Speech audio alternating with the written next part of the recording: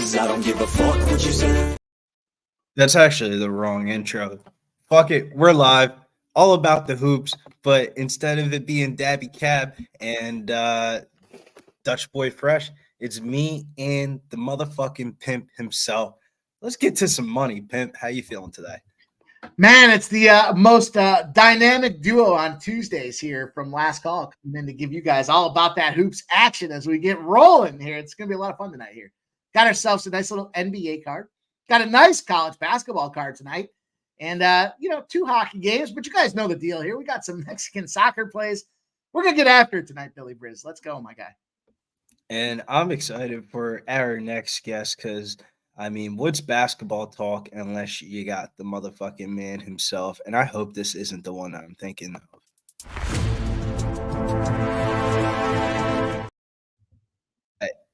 That is the wrong intro, and we're not going to do my man like that. Wham Bam. Yo. It's totally right, my guy. What's up? I did not want to do you with the intro like that. That'd be fun. What up, y'all? What up, y'all? Man, I was like, damn, I'm trying to tell you to hold on, because I was trying to get my hearing straight, but I got it now. So we good to go, man. What's up with the people, man? What's up with everybody, man? We just starting right now. It's all about the hoops, and it's me and the pimp, and we got one more guest joining us straight from the H-O, H to the Izzo, E to the Izzy, or I should say H to the Izzo, L to the J.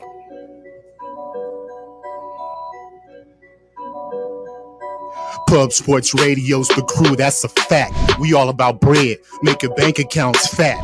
Who the hell is that? LJ from the H, I stack green like Boston. Shout out to Nasty Nate from down south, where we ride on slab. 420 highway smoking with that boy DabyCab. Swing by that. And I didn't even bring him up on the Adam, What up, LJ? What's going on, fellas? How we doing? Man, I just saw you because I did, LJ. Nice job. Nice job today. Boy, it's reminiscent of football season, boys. Here, I get done with the show, I turn it right back around. 7:30. Here we go. So where do we start? Do we start with the good old coveted NBA? Does anybody have any 7:30 tips going off? Because it says 7:30, but in reality, you can get the bets in before 7:40. Yeah. I'm taking the Pelicans, man. Pelicans, they got CJ McCollum coming back. I know it's a back-to-back situation for the Indiana Pacers. Why are they actually laying this situation? We know they're not going to play any defense. This should be a high-scoring game. I'm expecting the Pelicans to hold it down and keep the guards in check in this game. So our guy Halliburton, we expect them to have assists up to galore. Not in this game. This is one of the best teams at holding opponents' guards to assist over the last 5 games. 5 assists is what they've been allowing guards. And for the whole year, they're still number 1 in that regard as well. So give me the Pelicans today. We're going to take them plus 145. We're going to take them on the money line, too. That's not the first play that we're going to put on the line, though. The play that we're going to put on the line for y'all to keep the streak alive, because I guess that's the first play right there. But the play that we're going to keep on the line is going to be Rui Hachimura for late tonight. Get it done. Over 11.5 points for the Lakers. Let's be real. I don't want it to be LeBron. I don't want it to be AD. It got to be Rui for me, man. We're going to go back to Japan. We're going to bow our heads and get it done. Konnichiwa, whatever the Mihao, however they go down. 11.5 is all I need now. That's all I need. Over my Rui Hachimura. That's what we're going to do, bro. For sure. That's the official play. We are on Pelicans, though. Pelicans is the first play we got to get in right now. Pelicans, man. I like it when Bam. I've seen a lot of Pacers love throughout the slate today. LJ, what do you got for the 7:30 slate here? Hey, I'm one of them. I'm on the other side. I'm on the Pacers just because of the spot play. Pelicans, they play a lot of games, 5 games in 7 nights. So I just believe they're going to run out of gas. Plus the Pacers been at home, resting, so I'm on the Pacers, man. I just think it's a spot play, I don't blame you, man. I'm actually on the Pacers as well. I actually parlayed up the Pacers with the Nuggets, but obviously that was prior to the news of everybody being in. How do I feel about it now? I actually kind of like it even better not from a price tag standpoint, but from a, how it is when you get everybody back up on the squad. It takes a quarter or two to get everybody going. CJ's been out for a little bit. They still got some suspensions going on. So Right. hey, CJ about to play 40 minutes, but hey, maybe that might be the wave, man. Play a CJ McCollum prop because they ain't got no backup point guard. They was like out there in that bitch, looking like he was back in high school having hella turnovers. He was doing a good job, but he had hella turnovers. They should have beat the Bulls. Mike M. the pimp slap himself. Last call. Do you have any last plays? Man, I mean, listen, I'm just a hockey guy up in here, but I'll tell you this: since we only got 2 games, I had to focus on some NBA. I'm on that Pacers pack as well here tonight. I think, look, I get it, and mid-show, LJ and I are rocking here today, and we see all of a sudden this line drops from 7.5 to 4 because of mess of them. Everybody's playing. It went from everybody being questionable to everybody playing. So definitely pause for concern. Does that mean the Pelicans want this game? I would suspect so, but I got a little intersecting 0 spot here. The Pelicans 0-10 against the spread as a road dog after a road win. The Pacers with rest after a home game versus a better team are 8-0. Better team simply defined by the record, not necessarily the X's and O's. And this is a rest spot here. Teams with more rest off a home loss as a favorite are 15-0 against the spread as well. So I got to lean to the numbers. I full disclosure though, I did say during the show today, difficult spot. I love to look at the line movement. The numbers have been really sharp here, and I think today is no exception to that number here. It's very much, I think, a lot of smoke screens in this cash flow here. We see 75% of the bets, 87% of the cash on the Pacers. And yet it's kind of gone from that 3.5 on up to 7.5, back to 4.5. This is a tricky little spot here. It should be a lot of fun to watch this game. Mike, I'm disappointed. Out of one of the things that you have taught me throughout the NBA season, it was that one trend of like teams' records after playing the Knicks.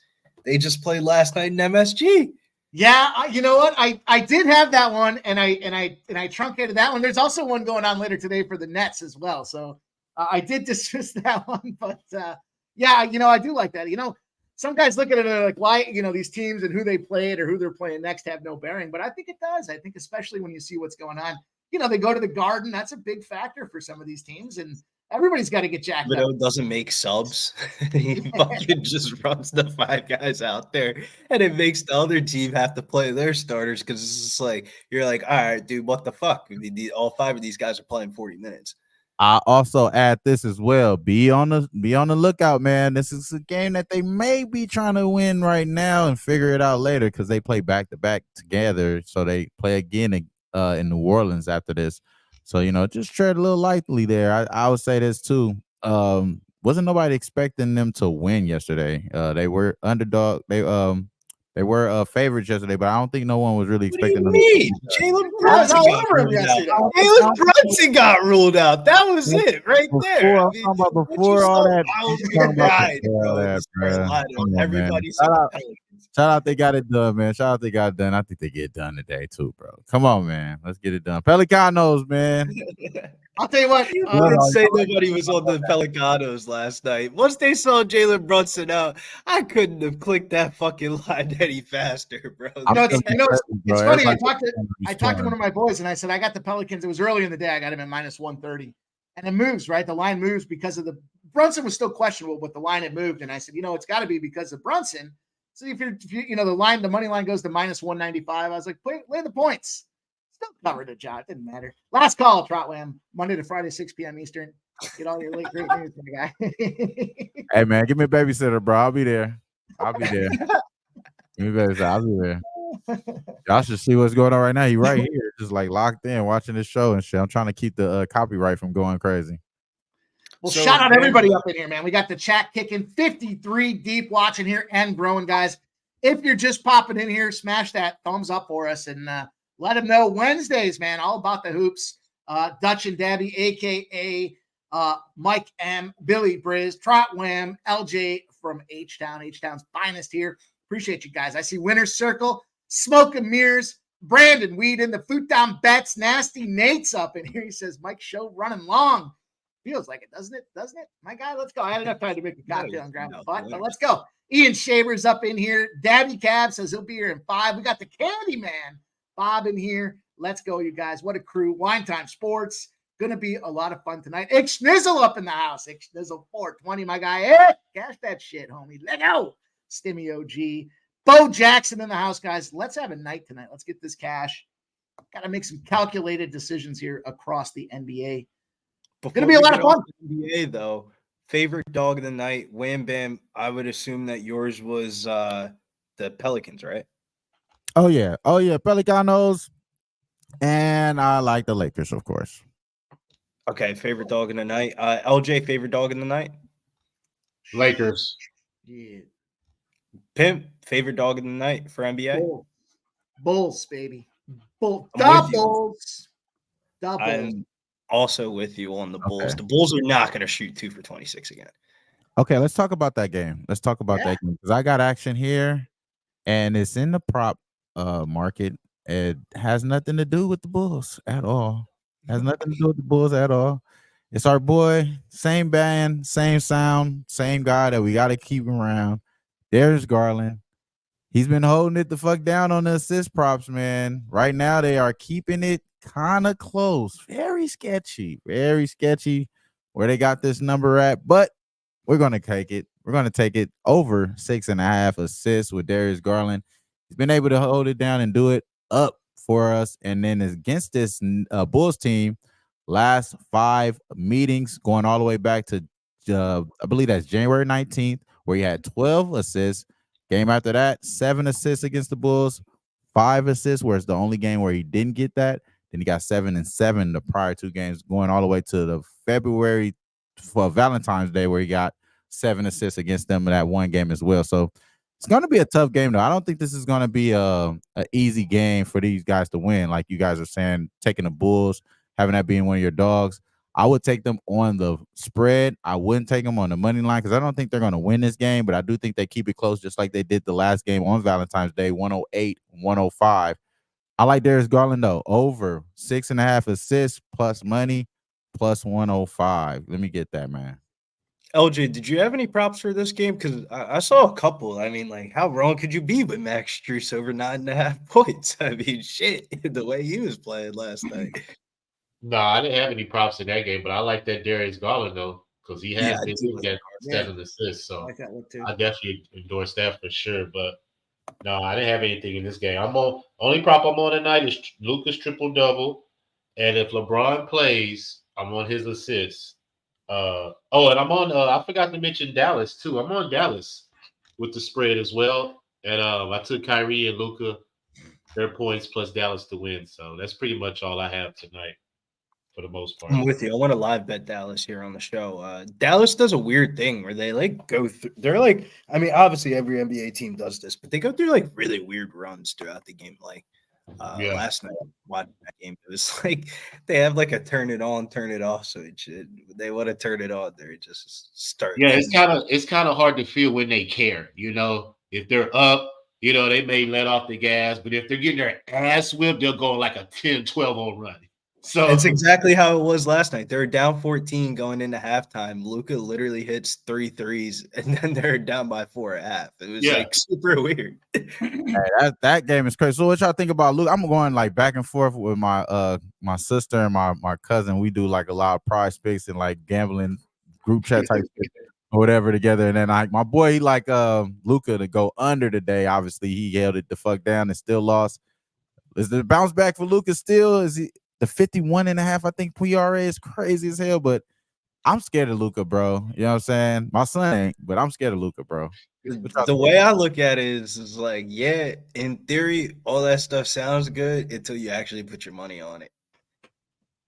Like, when you put your money on it and you're looking at the game and you're yelling at Luka to miss, that's when you know, like, you've kind of fucked up. I ain't trying to do I mean, that. it's his birthday, right? It's Luka's birthday tonight, so tomorrow? That should be tomorrow. Is it tomorrow? Is it tonight or tomorrow? Yeah. Either way, it's right around the corner for this guy, and you gotta love the birthday game here. But I don't know. I mean, it's hard not to, love the triple double. I know LJ was talking about that earlier today for Luka. Hard not to take that big man there, but his birthday today. Yeah, his birthday today for sure.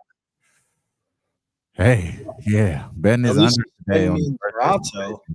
If his birthday was in like, if this was like Miami or something like that, it'd be a fade, or like LA or something. DabyCab.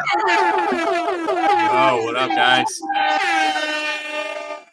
Man, I saw you four on screen. I was like, shit, man, I just want to watch. I don't even want to get up here. We got such an all-star crew up here, man. How's everybody doing?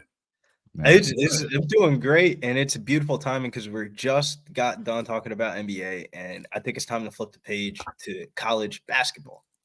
Hell yeah, man. Hell yeah. I got a Tennessee Auburn on. I mean, I haven't been able to see much because I literally just sat down. Looks like it's getting close to halftime. Mike, you were on Tennessee, right? Shit, I damn near bet every game, I think, in college basketball today. Yeah, I am on Tennessee. I got that Tennessee spot. I'll be right back. I took that first half, too. I got the first half over 71, so I haven't seen – I've been watching, guilty as charged here as the hockey guy. I'm watching this Rangers game here and could care less. But we've got, 62 points now in this Tennessee-Auburn game. Plenty of time to get this over. Plenty of time to get rolling with Tennessee. Love to see that spot there. Let's go. What's the score of that game, Mike? 32-28 right now. Tennessee's got a 4-point lead with the ball. 3 minutes and 45 on the clock. Make that a 34-28 as they just got a dunk right there down low. I took a college bet today. I took Duke first half just because I like to pick on bottom feeders. So Louisville, I figured they'll cover that first half. Duke. Who? Duke first half. Okay. Louisville. I just figured they'll cover that, especially how they lost the last game. Against Wake. I just like emotional things, and I figured that was a good spot to get some money. So I got in there, guys. When you want to talk about college basketball, such an emotional roller coaster in a sport of just emotions, man. My action doesn't start until 8. Staying in the ACC, I got Virginia tonight, man. I plugged my nose. I did it. It's a market overreaction. Fuck the stats. Bro, I'm on Virginia too. I'm so tonight. glad to know that you are also. But it is the hardest thing to fucking. I lost sleep last night. Literally, like I could not sleep because I was like, I'm gonna bet Virginia and I don't want to. No. Dabby. You want to talk about not having sleep last night? I lost 2 plays last night off of 60-foot buzzer beaters. Fucking Max Strus hit a 60-foot buzzer beater. And then I'm like, all right, we can live with that. I know you were on that fucking +5 +4.5. Then I had Boise State, Colorado State parlay. Wow. Colorado State comes back from 6 down in like 20 seconds. And fucking Lucas hits a 60-foot Are you serious? From fucking full court at the buzzer. And I literally had to do cardio after that, bro. I had to run through. I probably would have threw up. I understand that feeling right there, man. I probably would have threw up. 2 in the night, one night, 2 buzzer beaters in one night. Within 2 hours, 60-foot full court shots. Like I can live with a regular buzzer beater, but like a 60-foot full court shot, bro, that's wild, bro. Hey, I'm just glad you weren't on Mississippi State also, because you've been 3 for 3.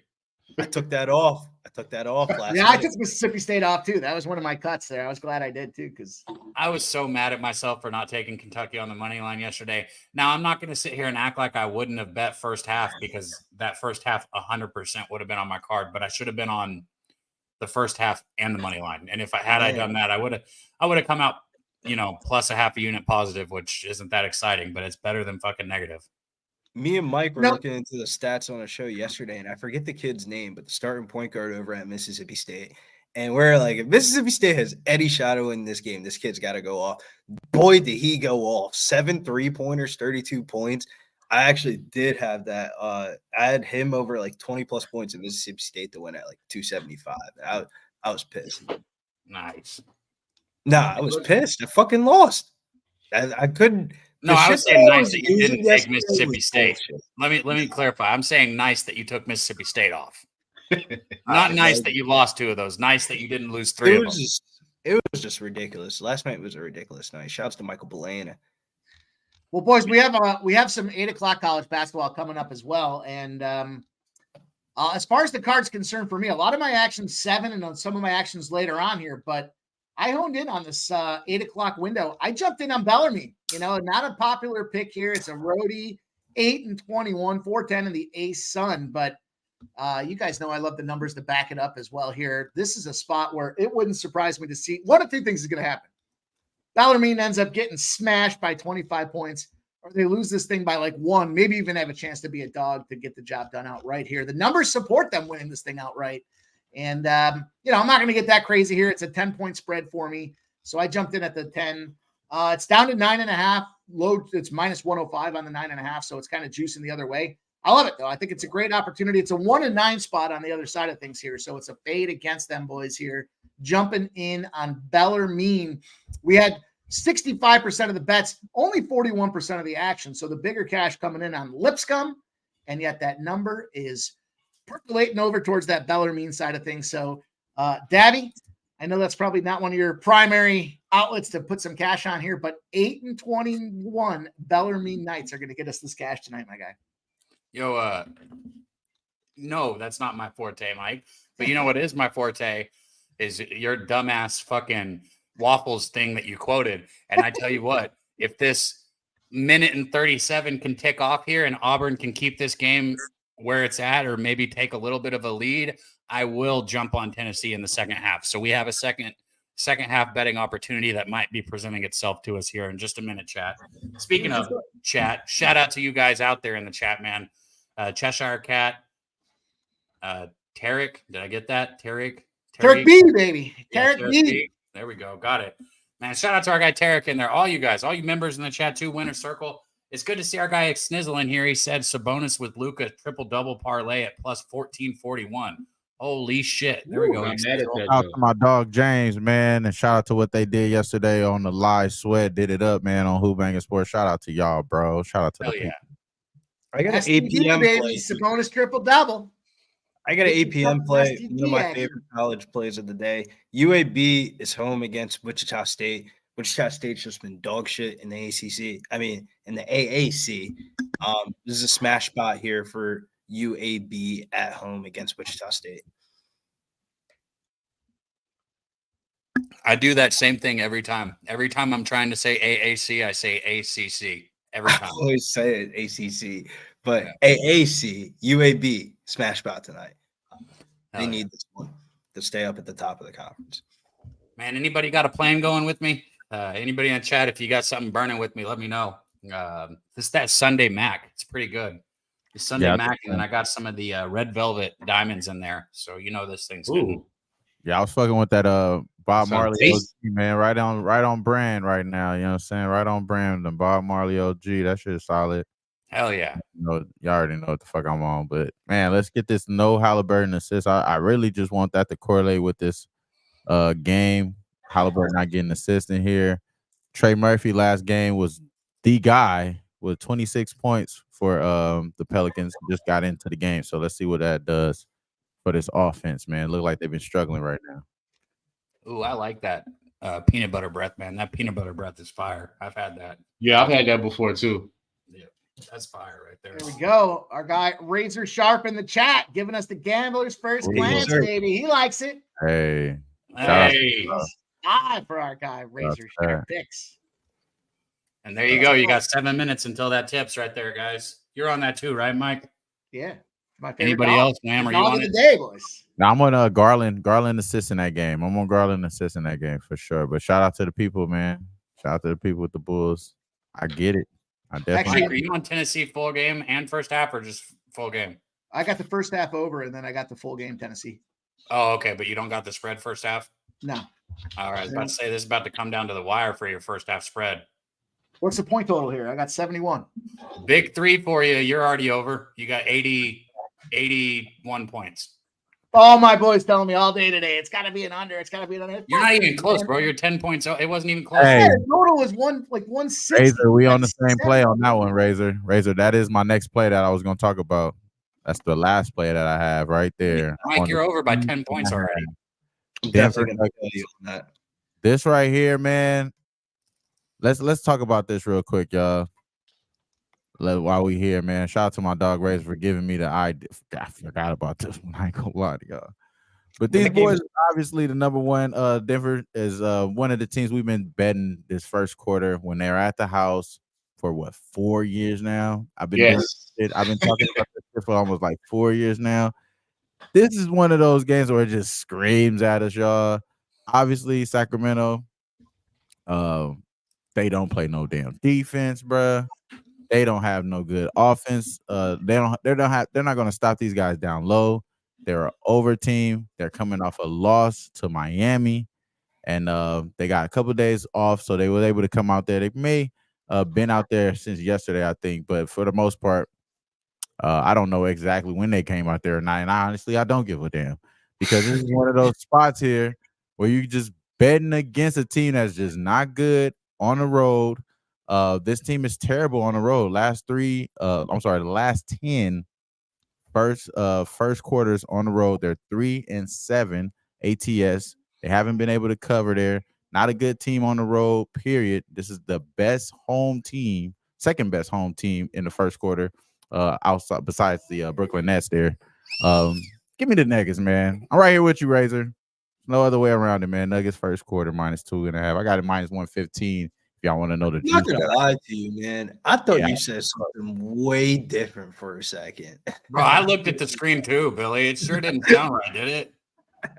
Well, in all fairness to our boy LJ, he's a little too modest and humble, but isn't that the old Trill OG play of the day as well? Yes, it is. Of course, y'all know what it is, man. Already know. 14-4 against the spread at home, first quarter versus the West. Smash spot. I like it, man. Man, why I think Tennessee- Sacramento. My bad. Go ahead, Billy. I was just going to say Sacramento is also, I think, 4 games, 5 nights. Yep. Something like that. Anybody who had Tennessee first half spread, you literally just covered. Tennessee's up 44-40 at half, so you would have just covered on a last second 3 there by Ziegler. Let's go. Cash I'm that just a over, little baby. confused. Tennessee right now on the live line is sitting at 6.5 -115, and they're up 4. I would have thought that would have been up to 8.5 or 9.5, but maybe I shouldn't overthink it, and I should just hop on Tennessee. It's 5.5 Anybody into at -122. 5.5. At -122, though, so like juice basically to -125. What do you got? Any? I guess it would just be mostly Billy and Mike college here, but do you guys any feels on it? I guess that's a stupid question for Mike. Those are just one of those games that I feel like I'm a bet Tennessee and fuck around and look at my ticket and be like, how the fuck did I lose this? I like Tennessee. I think the number makes sense here. It's these two teams are going to battle to the end. It's going to come down to probably a couple free throws, and I think Tennessee with the home court will be on top of that thing. So I like that spot. If you haven't gotten Tennessee yet, full game, definitely a good opportunity to jump in there and get them boys here at halftime. That's the same number you got, right? 6.5 or 5.5. I think I got 6. I think it was 6. Same difference, right? I mean that hook's not. The hook. I don't want to say it's not going to make a difference, but I don't know. We'll see.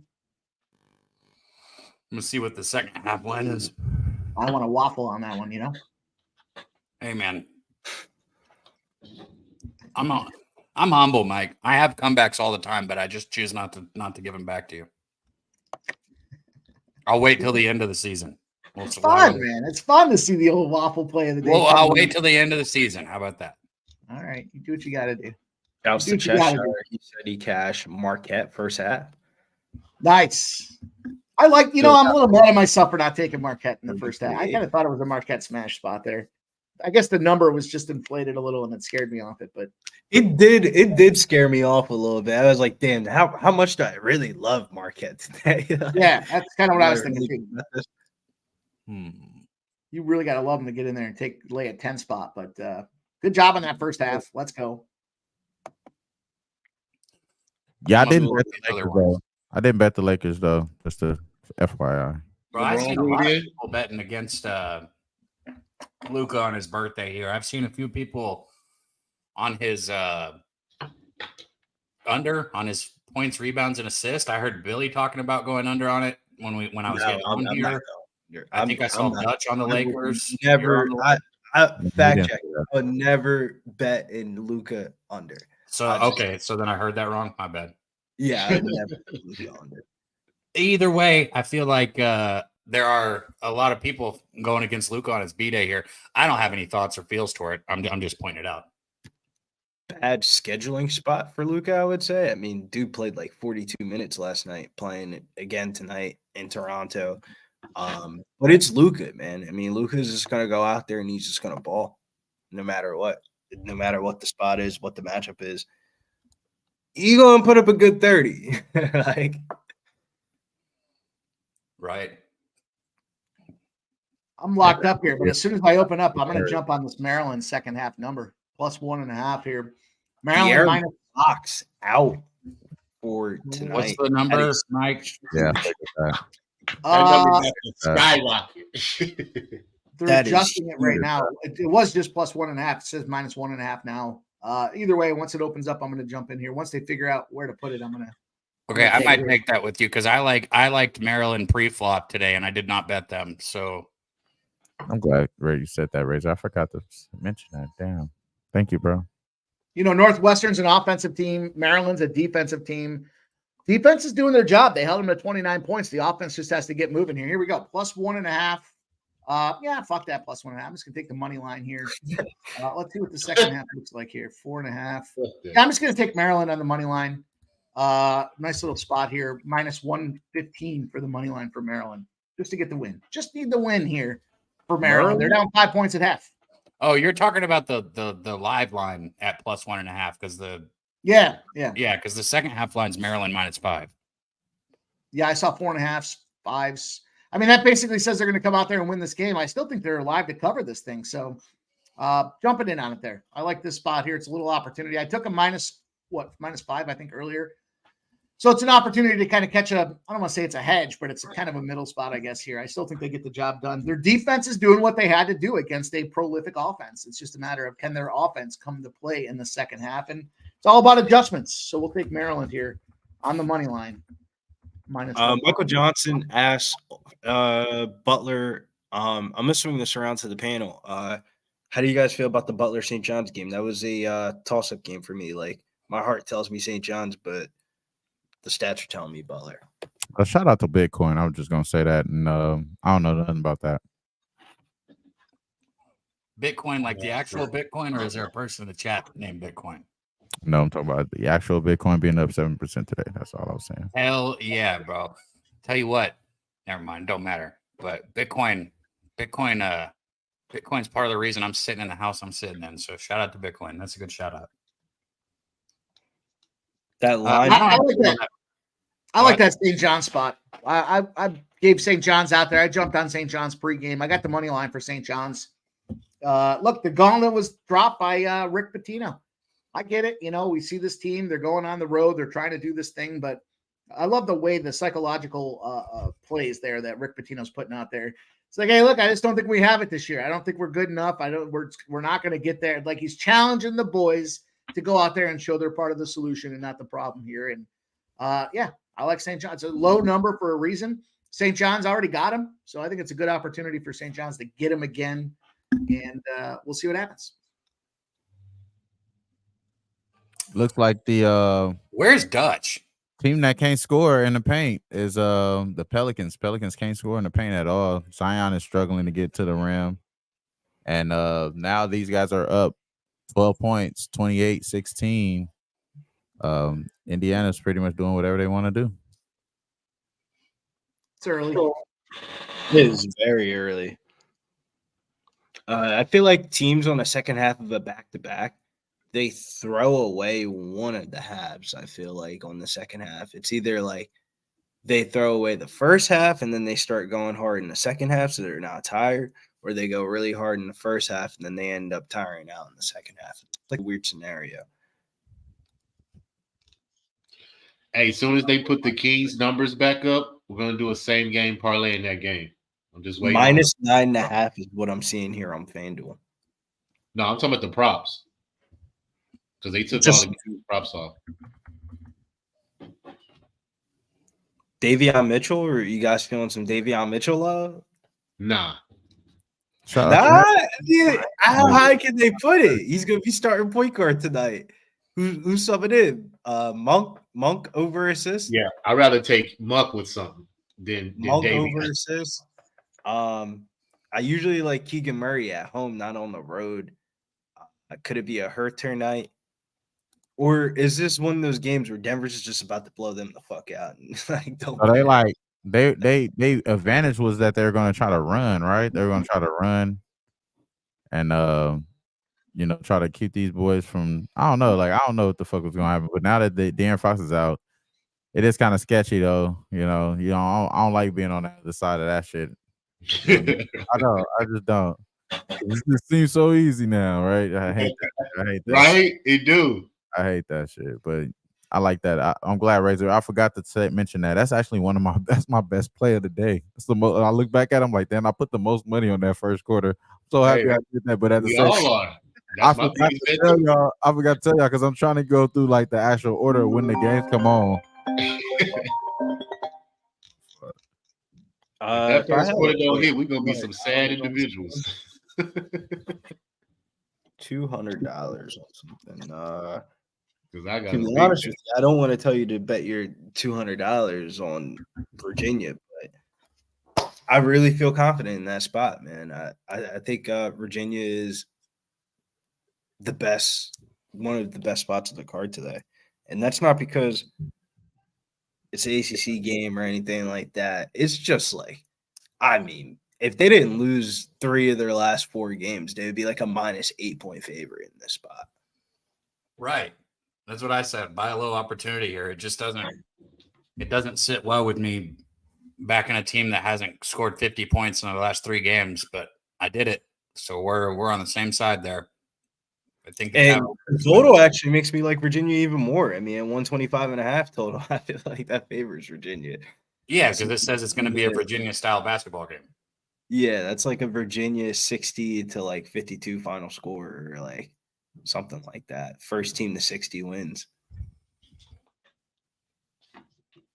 Chattanooga Mercer here. I'm on Chattanooga here, and this game's getting a little bit sweaty here in the beginning of the second half. 4-point game, 46-42.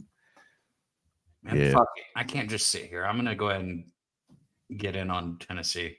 Go ahead and take some Bellarmine action, Dabby. They're up What the hell 6-3 here. you fucking want, man? You got 6 points and 6 assists already in the first. I'll join you on Tennessee. I'm not joining you on motherfucking Bellarmine, Mike. Shame on y'all, man, for thinking about Luka under. That's crazy. What'd you say, man? You got 6 points and 6 assists already in the first quarter. Two rebounds. Who, Luka? You know Luka under any. Why? That's why I said, Wham. Like, no matter how much you love it, no matter what your stats are going to say, until you really put your money on it and you're yelling at the screen, like, and then you start thinking to yourself, how the fuck I bet a Luka? I was trying to talk my boy out of that shit. I was like, man, I don't know. I'm scared of Luka. And then I didn't even know it was you, man. I didn't even know it was his birthday. I was just like, man, I'll tell you what, you're a dickhead if you take an under in a prop bet. I get people do it and I can appreciate it, but I can take not my style, man. I don't want to be rooting for guys not to get points. I'm glad you said it, Mike. It's the same thing as whenever half fucking people in the fucking world, I swear to God. I disagree with Mike, though. No, I swear to God. I swear to God, bro. NBA games have you watch where you seen the guys not give a fuck? I get that they cashed a ton, but it's a dickhead move. Those are unders that you watching right there in your face. Like, God damn. Anytime KD goes under when his prop be like 28.5, bro, like you could just blindly bet KD's under PRA when the Suns are like minus 7.5 or more. I'll tell you what, the only under I would consider is LeBron James when it's a meaningful evening. Like tonight. Here we go. We got the last Clippers. Mike is such a hater, bro. He's such a hater. Yo, but listen, I was going to say this, though. When you say you can't stand that people take unders on props, I swear my biggest fucking pet peeve, and I keep it to myself, but is in college basketball where I feel like 80% of people out there that are publicly capping it look at the card and they say, okay, this is the shittiest team that nobody's going to want to bet on, so I'm going to tell everybody they're my best bet. I swear to God, every day it's the same thing. It's just like shit team, shit team, shit team, shit team. Like I don't understand it. Well, what happens is around this time of year, the lines are just so Kempom-ish that is just it's really us betting against Kempom. Like that's what really college basketball comes down to at this time of year. It's one like thing Kempom already has the book's number up before the books take the number from Kempom, like literally online. If you want to see what a college basketball like spread's going to be, just go on Kempom and it'll tell you. So another thing I'd say is when every year it's the same thing in college basketball. On the road, there's certain teams you don't bet on the road, and there's certain teams you don't bet against at home. But this is the time of year where we finally start seeing teams win some of these road games. Like we saw Kentucky and Mississippi State. I think we're going to see Virginia win tonight. Like, this is the time of year where you can finally start getting on these road teams once we start getting close to tournament time. So, yeah, especially now with 2 or 3 games left in conference play. Like, they know they got to gobble up one road game there to get themselves in a better position, at least for tournament, especially the teams that have multiple tournament, entries or multiple tournament bids for the big games. That was nasty. That was nasty, though. Off the backboard, that was nasty. That was nasty. But you know what? I'm happy that didn't count as an assist, though. Shout out to him.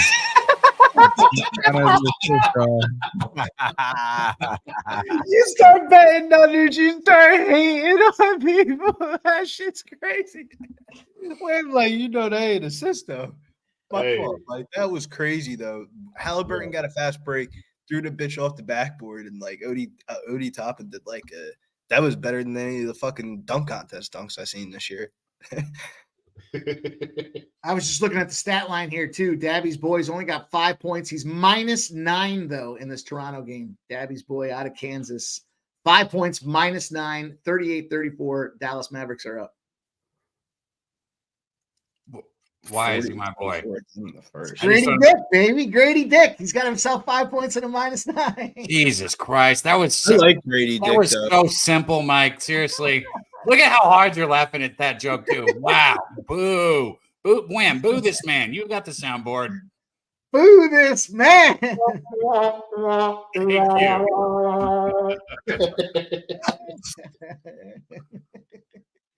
Oh, man. All right. So, yeah, I'm going to go ahead and do it right now before this half starts, and I can't. I'm going to take Tennessee. So I'm going to join you full game with Tennessee. I don't think your question was ever. I don't think your question was ever answered. Where's Dutch? Oh, he had internet problems. He told me his Wi-Fi was down. Okay. His Wi-Fi is down. Well, he's had some crazy bad luck of late. The other day when he was on Jimmy's show, there was like a fire alarm or something going off in his building. Dabby, I was saying at the start of this show here, I just got off the intro for last call, and then my fucking internet goes down. Full-fledged internet downage here. Today? Oh, yeah. Literally. Bro, my internet went down the other day, too, bro. I swear there's certain shit that we wouldn't all notice, but the fuck is everybody's internet going down everywhere right now? Literally, like blackout. Did he just cut out in the middle of talking about it? Was that saying that his internet was going down? Or his camera just went out. He's like, yeah, my internet going down. All that shit just came up with me. I mean, y'all live in East La Bamba. Fuck, that's what happens when you live out in the sticks. Let me be quiet. I'm moving. He's gonna throw my shit out too now. Hold on. Yeah, shout out to our guy Real Deal Prime in the chat. He said it's time for a beer and a joint. That sounds good to me, my guy. No, it looked like I was going in. I got all the sirens going off outside here. I was looking like, who the fuck are they coming for me? It's so windy. This is what dropped the internet down in my house. The neighbor's tree, there's a monster tree. It's got to be 20 feet around in front of his yard. Just blew across the street. Emergency call to grind that thing up here. It's blowing, boys, here. We got 25 degrees, snowing, raining, sleeting, and it's windy as a motherfucker right now. That's what dropped my internet, though. It was bullshit. Right off the gate of the show. 5 minutes in, no internet. I'm like, fuck. Sounds like the best time of year, Mike. How about this, Mike? I don't think that technically you're on the waffles anymore because I just got in on Tennessee at 6.5 before this half started here just a second ago. So, I mean, it's not a waffles play anymore. So, how do you feel about that? Waffles play, baby. It was organic. It was an organic growth spot. How about this? I talked about this Rangers game. I gave out the Rangers and the under. Rangers money line, the under 6.5 at +165. I even shouted out. I said Panarin to score a goal. It's against his former team. Rangers go up 1-0. Guess who scored the goal? Panarin off the face-off there. Bangs it in 1-0. Come on, boys. Get them skates laced up here. It's time to get you boys into the NHL. Get this. I wanted to bet the Rangers today. The Rangers look like good money. Speaking of the Rangers, how about the Rangers taking out the Dodgers in spring training today? I know it's just spring training, but we'll always take take a win over Big Blue here in Arlington. See those Cactus overs today, man. 7-7 finish on the Phillies and Braves. Don't bet aside. Bet the total. Just over, bro. Just over in every single one. Now, I'm not actually betting spring training baseball, but I'm just saying over. As long as you can make a case for people betting on spring training baseball because it's like, I mean, why not bet a game or two before you get the bankroll? Yeah, if you're betting over only, anything else doesn't make sense to me because you don't know who's going to get it at bats, who's going to come on the mound. Like, you just got to do your research. I feel like, some teams spring training. What was that kid's name on the Rays last year? He ended up getting hurt in like his third start, but he was smacked. Jeffrey Springs. Jeffrey Springs was like, I watched him in spring training twice, and I was like, oh, yeah, this nigga's nice, man. I'm putting some money on him when he starts. He ended up throwing out his arm in his third start. Damn. Well, I know that this won't interest a ton of people here, but since you're bringing that topic up, I've tried to share this little tidbit of information before the season. I know you guys on screen will at least appreciate it. If there's one thing that I can say that people always ask me, like, oh, do you think playing baseball gives you an advantage to cap it? And really the answer is no, I guess. The only thing that I think it did give me an advantage of is the idea of how I was going to bet baseball. So you're talking about a pitcher, right? Like I have pitchers who I know, like I try and cap like, okay, so I'll have like 5 to 10 guys. And I'm like, look, at the end of the year, this guy should be ahead, 12 out of 16 of his first fives, or maybe he's going to be ahead of 10 out of 15 of his first fives. And you can just tell. And I ride with that. I ride with that pitcher regardless of who they're playing against, regardless of what happened the game before, just because I know that when the whole season averages out, because that's what baseball is a game of averages. When it averages out, that pitcher will cash more than he will not cash for me. And that's kind of like one of my strategies.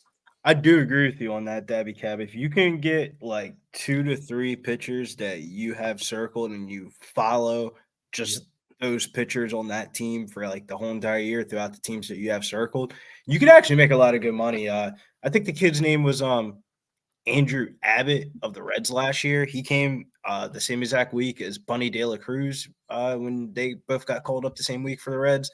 The Reds were like a smash spot. The kid Bryce Miller from Seattle. I think De La Cruz is I think him to lead the MLB in stolen bases is like plus 900, and I think that's a great bet. Luis Castillo last year for Seattle. Him and like the theory I'm talking about, I had Castillo and the kid Miller, the rookie. And those are the only 2 times I would ever bet the fucking Mariners is when one of those 2 players were on the mound. Another team would be like the Phillies. Aaron Nola, and that's damn near it. Like, you just bet the Phillies with Aaron Nola's on the mound.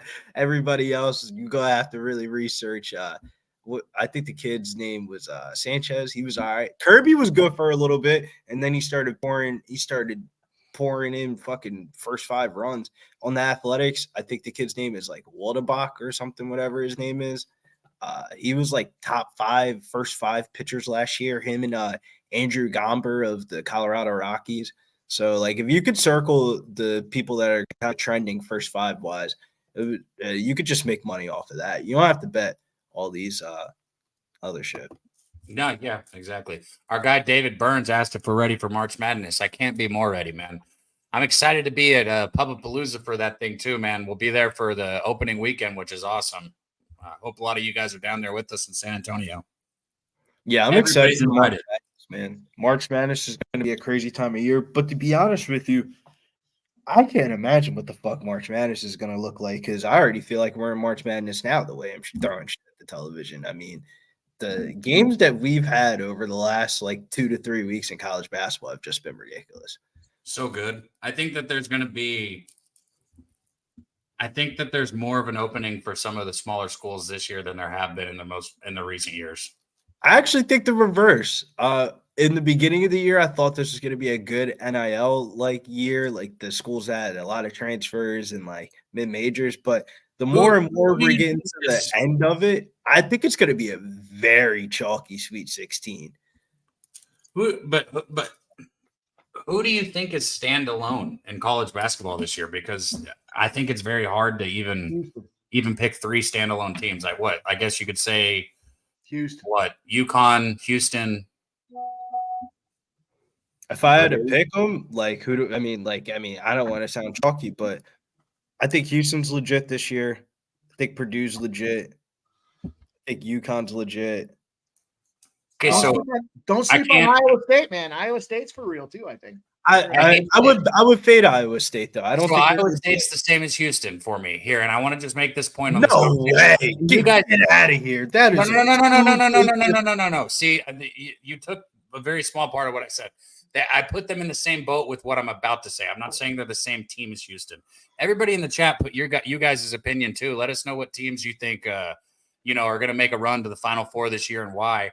So all I was going to say about Houston and also Iowa State that I put in this boat, Houston can go so cold on offense.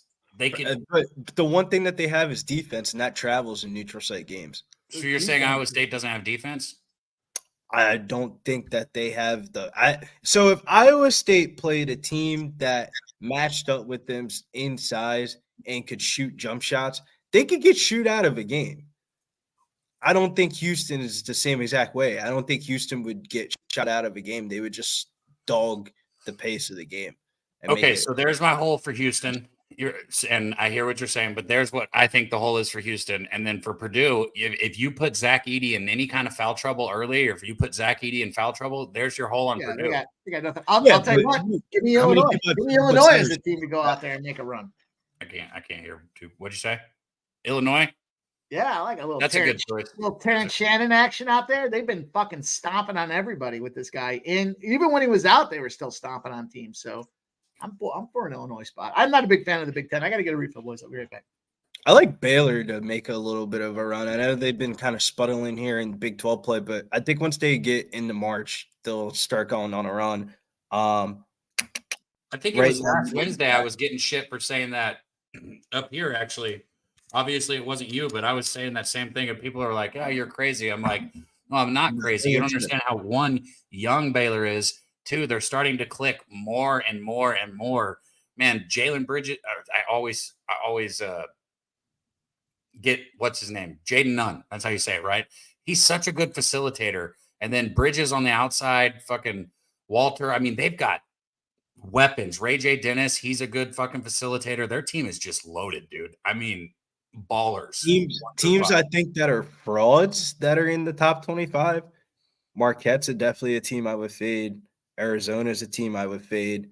Kansas is a team I would fade. Creighton's a team I would fade. Kentucky's a team I would fade. Kentucky's like it's just scary because of how many points they're like Alabama. Like they could put up 100 in any game. Yeah, but Kentucky gives up 100 every game also.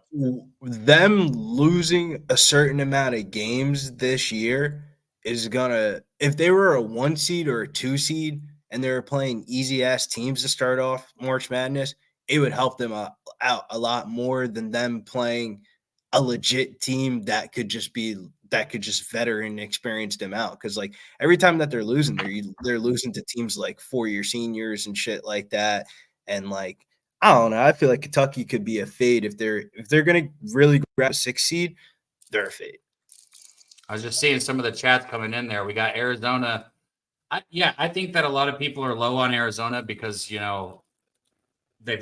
had struggles this year that they didn't have last year. But Arizona's another one of those teams that if they get hot, there's no reason that they couldn't make a run. Ray, I agree. And fade Duke, I get it.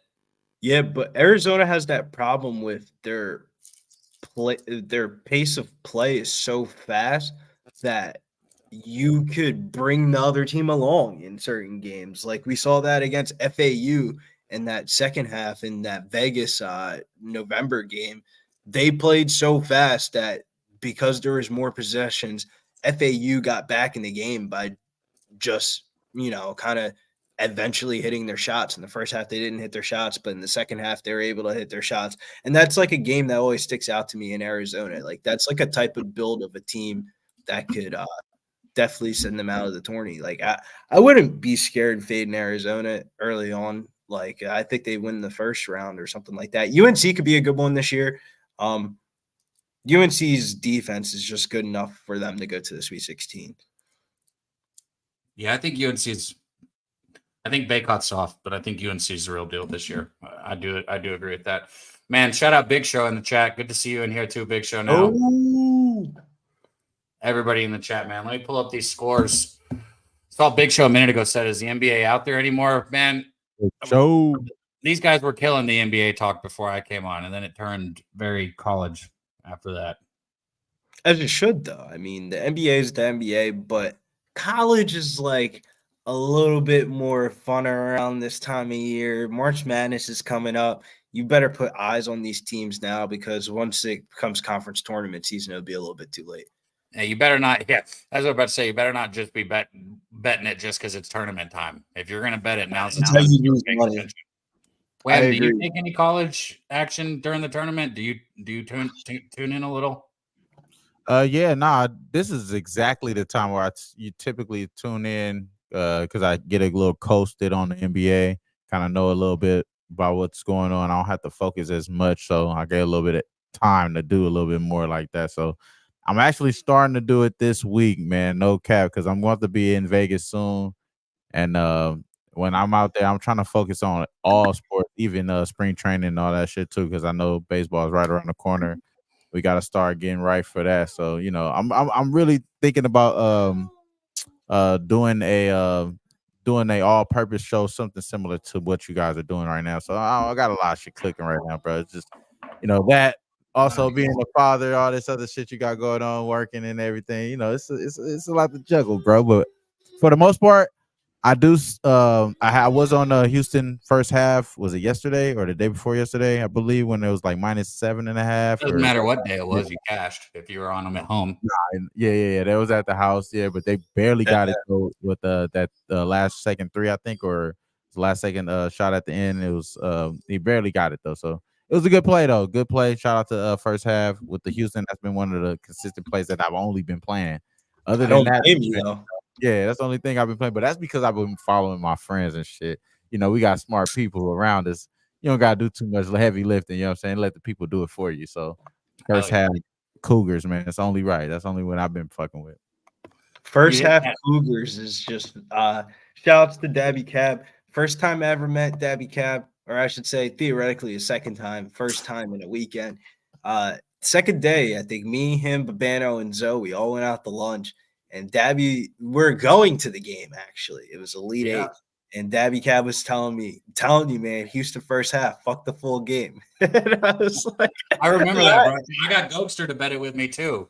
I think we always on that. Bro, we hit the bet, and I watched Nova the game before, so I was already accomplished. But once we hit the bet, we started looking at each other like, y'all try to get the fuck out of here and smoke. Didn't even stay for the second half of a college fucking.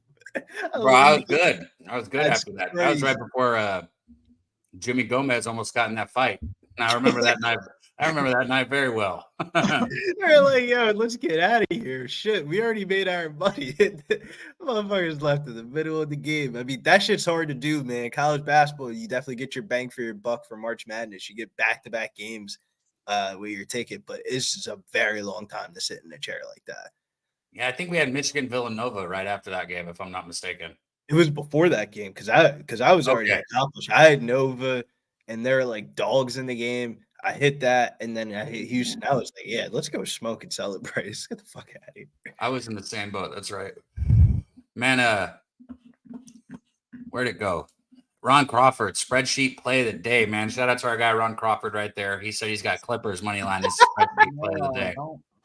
Big Shoe says what night? Jimmy almost spun a couple of times. Like I said, I'm not on the Lakers. I'm on Rui Hachimura over 11.5 points. That's my official play for today. But other than I want the Lakers to win though. I do like the Lakers today. So Ron, I hope we'll see what happens. We'll see what happens. I love that Gorilla Glue number 4 strain. Gorilla Glue number 4 is one of my favorite strains that gets crossed with. Also, it's always a good cross strain. Gorilla Glue is a good strain. You can have Gorilla Glue. It's one of those strains that the flavor is like Like when it's done right, like I can hit the joint and I can tell you without you asking me, like I can be like, okay, this is Gorilla Glue. Right. And I love those strains where it's like you just know, like, okay, this is what it is. You know what I mean? Like I think Blue Dream's kind of like that. Yeah, sure. Blue Dream and be like, yeah, that's some Blue Dream. Or you start coughing, you're like, damn, what is that? Blue, and then they say Blue Dream, you're like, yeah, I could definitely tell. 49-52.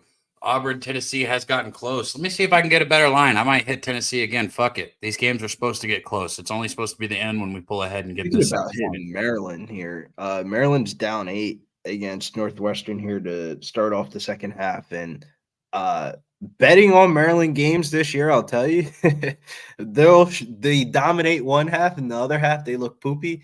And hopefully the first half was the poopy half and this is the good half. 10 minutes left in the game. You could. I gotta think that one out. Money line. You think they're gonna win? Fuck that 3.5. They're either gonna win this game or they're gonna get stopped. Jordan Hawkins to the rescue. Indiana called timeout. Crawford said Auburn wins outright. So watch it. Dan Bucknell was a great bet. Bucknell smacking Lloyd of Maryland. They're only minus 3.5. They're up 60-44. And Eastern Tennessee plus 160 is tempting if you think they went outright, though. I took Eastern Tennessee after the show, last minute kind of style there, and they're whacking Citadel. Whacking Citadel. 36. Citadel's fucking terrible, dude. Dude, straight pick them. And the Eastern, this is one of those ones, like, just don't overthink it. 50-36, pick them. Like, bro, Wofford military school? Yeah. Okay.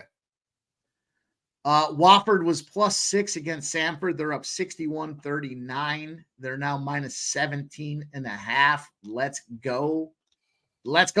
I fucking, I'm all about the split units there, but the +6 and the money line, I was like, Troy's up 32-18 with 8 minutes left here in the first half. That could be a good potential live betting spot. We're getting You can get Louisiana Lafayette at +9.5 right now. That's crazy. They're minus 2.5 favorites. It's an 11-point swing on the live line. You haven't gotten Bellarmine yet. They are 26-24 down to Lipscomb, but it is +9.5 still. I hear about Bellarmine one more time. No, I'm just kidding. Keep bringing it up. I like the opportunity. How do you feel about the total in that game, Mike? I was kind of leaning towards the over. I was thinking that too. I mean, now the numbers moved quite a bit. I think it's 10 points since the original, but 10 points since the original? Oh my God. Those Vegas fucking nerds that have the fucking models that tell you where the plus EV spots are, they fucking slam that probably. All right. I think this is the last chance here for this bet right here, because Auburn's either going to pull away or Tennessee's going to bring it back. But right now we can grab Tennessee at plus money on the full game line. Pelicans making a comeback. This is a 10-point game, 4 minutes left here in the second half. You can say 10-point game. How much is a comeback? They're down by like 25. I'm taking one more shot on it here at plus 112. Did I get an early payout on that game, actually? All right, guys. I got a same game parlay, Mike. I want to see if you like it. Do some research because I got to make some food right quick. So I'm going to throw it at you right here. Lay it on us. Kings and Nuggets. Kevin Huerter, over 12.5 points. Jamal Murray, over 3.5 rebounds. Jokic, over 8.5 assists. Michael Porter Jr., over 2.5 threes. I like that spot. And Sabonis, over 44.5 PRA. Now, I don't know if you want to do a 4 or 5 leg. We could take the Sabonis off and do a 4, or we could do the Sabonis PRA and do a 5 leg parlay. Because I got plus 1,400 on this one. Parlay. Drop that in the chat for me. I'm gonna tell you on that. Okay. I especially like the Porter Jr. spot there, but yeah, I'm down with all those guys. Let's go. Porter Jr. over 2.5 threes was a big number for me earlier today. Got rest too. He's coming in with rest. He should go out there and ball out. So don't twist my fucking arm and get me on the fucking Michael Porter Jr. You know, Right? I'll sit there and solo bet it. fanboy of I'm a big fanboy of Michael Porter Jr. I would buy the jersey if I bought a Nuggets jersey. All right, I'm gonna go check on my food. I'm gonna drop it in the chat though. All right. Hell yeah. Speaking of the chat, man, shout out to you guys out there in the chat. Go Mike, Viper NB showing up, Talk Sports with JT. Man, I hate being on the other side of cappers I respect. I'm on the other side of that first half, and I got a worse line. You got a better line than me. So moved against me. I think it was reverse line movement. A whole bunch of things that are not looking good in my favor for that Alabama game. I gotta be honest though, there's been a lot of that today. I said this earlier on last call. All NBA and college basketball. There's been a ton of reverse line movement, and I feel like that just speaks to the fact that they're coming down to a few games left here. They're trying to throw some smoke screens up there, and you got to stick to the numbers that you like. So I'm on board with that, though. You know, here we go. This Bulls-Cavs game, end of the first quarter. The Cavs are up 30-23. Fernando Mendoza says, "Let's go, Cavs." I still think this is a good Bulls spot. I'm stubborn. We're going to get in deep here on this live. You about to hit it again? Shout out to our guy, Ricky Bobby, in the chat. Deep. Put it in deep, Daddy. Dude, that's a fucking. That's what I'm saying. I'm sitting here looking at this fucking 6-point deficit for Tennessee, and I'm like, man, did I really even bet enough? Because now I can get plus 155. Plus 195 for me. I'm going to take Damn, Don't do it. Don't do it. I was going to bet Tennessee. I was going to put them in a parlay. And I was just like, damn, this is going to be the Kansas spot of last night. I bet Kansas last night. And that you talk about, I just felt like I was getting fucked in the ass. Like, no homo. They're giving a little boost too on this one here. I got the 50% odds boost here. So my plus 195 becomes a plus. It's still loading here. It's like plus 265 or something like that. So I'm going to take Tennessee on the money line. Fuck Auburn, man. Fuck you, Auburn. Go fuck yourselves. So I was going to say, so right now, you're looking at an 11-point differential in this second half. I like to think that it's me and you. It's me and you, buddy. Let's go up. There he is. There he is. I'm here. I said I'll be right back. I'll leave. You want me to leave up the Southtown 101? Free promotion? Bro, you can bounce out if you want. We'll be okay. Mike will be okay here. It's all right. Debbie and I'll hold it down. I gotta just get a good. This game is making me sweat. Yo, shout! I know we don't shout. You have Santa Claus on your pants. Yes. We don't shout out other sports books, but shouts to Bet365 because if you would have bet the Pacers, you got the early payout already. You don't even got to watch the rest of the fucking game. There you go. I had that with the hockey game the other night. There, I forgot which one it was, but they had if your team goes up 2 goals, you win. It was a plus money. It was like a plus 240 spot that I hit, and they went up like 3-0. I was like, oh, they lost the game too outright, but it was still the early payout. That's great stuff. By the way, speaking of hockey, I did jump in on the St. Louis Blues. It's a plus 245 money line spot. It's about to start here, 8:43. We got about 5 minutes to go. I gave that Rangers and the under out there at plus 165. Whoa. The second team I jumped on was the Blues. The Blues already beat the Oilers 6-3. Like a week and a half ago, I think is the last time they played here. I like Binnington. He's coming in off a rest. Not a big fan of Skinner on the Edmonton Oilers side of things here. And I think I think Edmonton's vulnerable in this spot. They've got some big West Coast games coming up here. And I'm going to take a stab with this Blues. It's plus 245. We're money hunting here, plus money hunting with this Rangers and then this Blues game. So I said on the show earlier today, I want to get them both.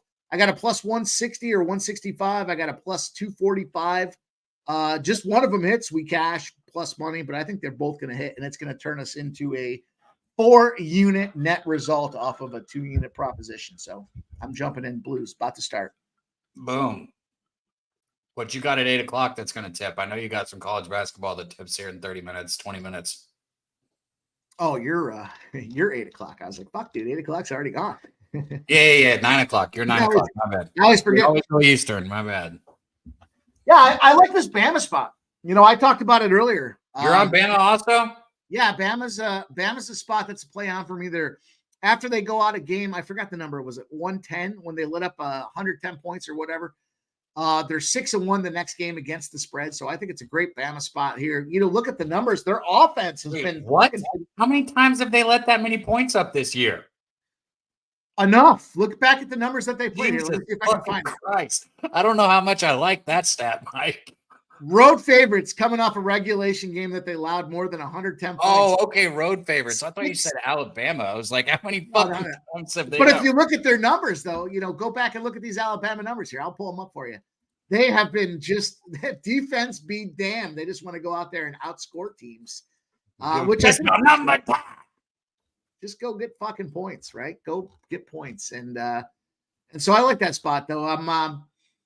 Let's see here. Alabama, Ole Miss. Here's what I think about this Alabama Ole Miss game. Alabama is the 12th. They have the 12th fastest pace of play in college basketball. And if you've watched them even for just a couple minutes, you know how much they want to get out and run the court and how fast they want to push the pace of play. Ole Miss is the exact opposite. But here's the thing. Both of these teams are good three-point shooting teams. Alabama's obviously a better three-point shooting team, but Ole Miss can shoot the ball. And one thing that you'll see that happens a lot of times with these teams that are good at shooting, going against a team that pushes the pace, like I just said Alabama did, is they'll speed it up with them, even though that's not their gameplay, and it creates a lot of turnovers, and it just throws them off. And I think Alabama's pace of play is going to force Ole Miss to play faster than what they want to do, and I think they're going to get sloppy because of it. That forces turnovers, that forces limited second chance shots, and that forces shooting from the mark that you don't want to be at because you got to keep up that pace. And yeah, you're right. If you look at Ole Miss, Ole Miss 72-59, 71-83, 79-76, 75-63, 68-65, their last 5 games. On the Bama side of things, though, they 117-95, 98-93, 100-75, 109-92, 99-81. What I do like about that, this reminds me of the Odoms team before he left Buffalo when he was coaching there at University of Buffalo. Let's go fucking run pace. Let's get our shots. Let's just win the percentage game, meaning, hey, we don't need to make every three-pointer. Let's just shoot a lot of three-pointers and stick to our numbers. And that forces teams to have to go out there and be, retaliatory in terms of the way that they go out there and do their job. So you're going to force an Ole Miss team off their marks. You're going to force them to make some sloppy spots. And I think this kind of correlates to that trend that I just read off there about teams that let up more than 110 points in their previous game. You let up a shitload of points. You got to play a little more defense. You have to figure it out. And, this line's been kind of bing-banging around all over the place. I got 4.5 on last call. It's moved back to 5 now. I think when this thing went up to like 7, I think they were thinking that's a little too high. It's come down. 4.5s are moving back to 5. So it seems like that's going to be the rough margin of the spot here. The margin, by the way, is 11 points in those games. Teams are winning those things by double digits. And I think that's what it's going to take to get this Mississippi team off their mark. I got a bad line. I got a 5.5, and I got a bad juice on it. There we go, Tennessee. Back in the game here. 3-point game, 63-60.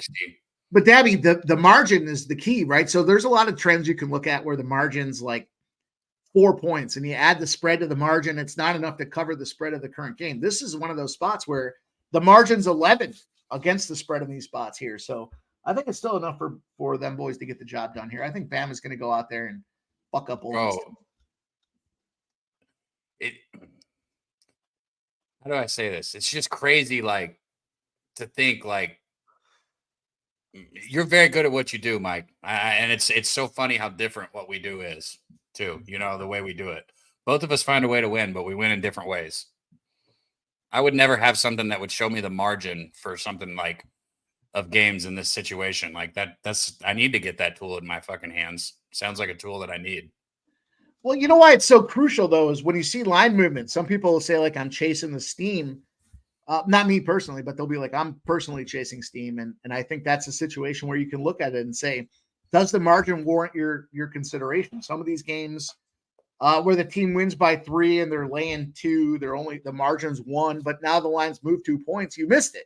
But in some cases, I don't think that's the situation. And I'm comfortable with this. Well, so that's when I talk about how different we are.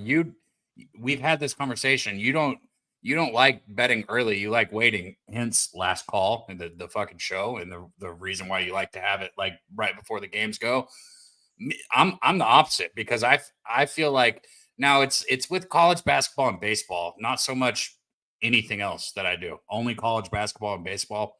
I almost feel like I know that where the line's going to move. Like I swear, and I'm not always right, but most of the time I get it right. So that's why if you follow me on X, you'll notice like I get a better line than what's available at the time of tip most of the time.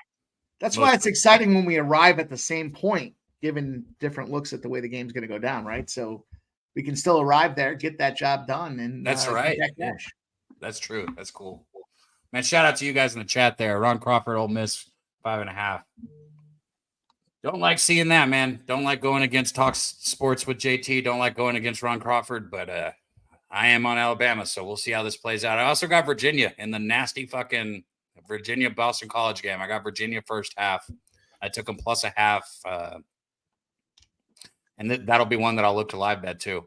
I don't know what our plans are for tonight. It's kind of – I'm on Tennessee now live, so I'm finally interested. When I first sat down for the first 30 or 40 minutes here, I felt like I was just bullshitting, hanging out with everyone because I didn't have any bets going, but now I finally do. 63-65. Yeah.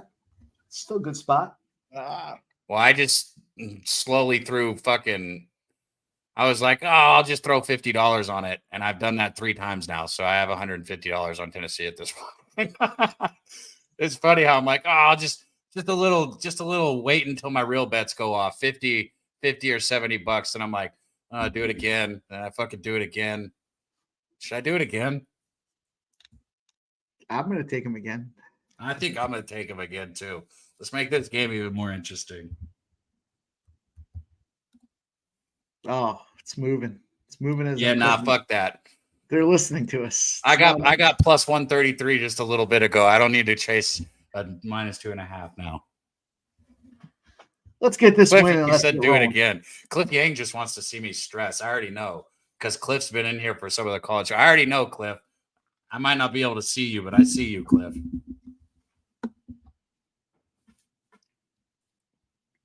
I don't know what everyone's on, Ron. I'm on Virginia though, and I don't love it. Billy's on Virginia. It's definitely one of those you don't love it, but you got to do it. Bulls are pulling back up 40-36 for this Bulls game. The Grizzlies started off to a 15-0 start. It's 37-36 in that Grizz game.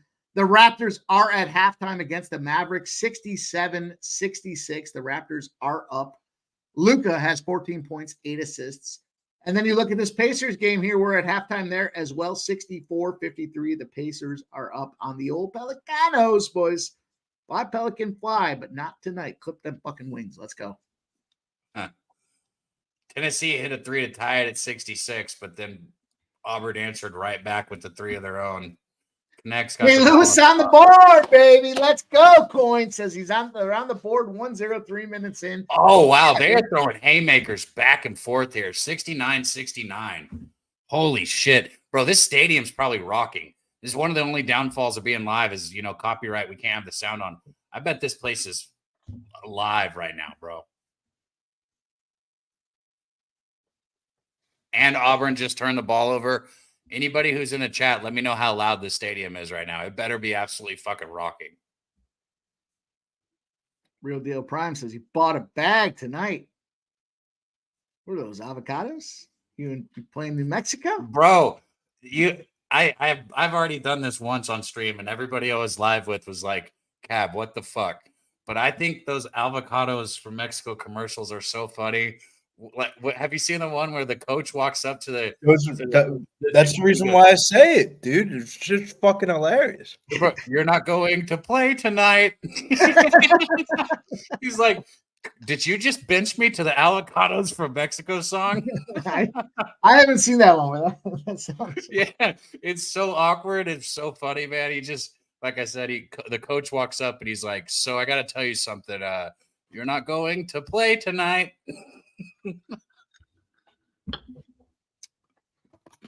Go Mike 301 says Virginia can't score though. No, they can't. They haven't put 50 points in 3 games. No, I think people are kind of Virginia's the NCAA tournament team, probably the third best team in the ACC. They're So not I said as bad as they played. So I said that today on Betting with the Bag. I don't know if you listened, Billy, but I talked about it. It's hard to like with agree. Houston. Houston's another one of the with Houston and Virginia. It's hard to like quantify like how ugly they want the game to be. Like those teams do it by design. Like they make these basketball games ugly. Even that 10-point loss last week against North Carolina, both teams just went for droughts where it was like there were no points getting put on the board. And Virginia does it by design. Same thing as Houston. They want it to be ugly. They want to fight for it on the glass. So it's not fun to watch. I don't love it, but tonight I think it's the right spot. So it's where I'm at. Did you bench me to the New Mexico? I'm going to have to Google that and see that commercial.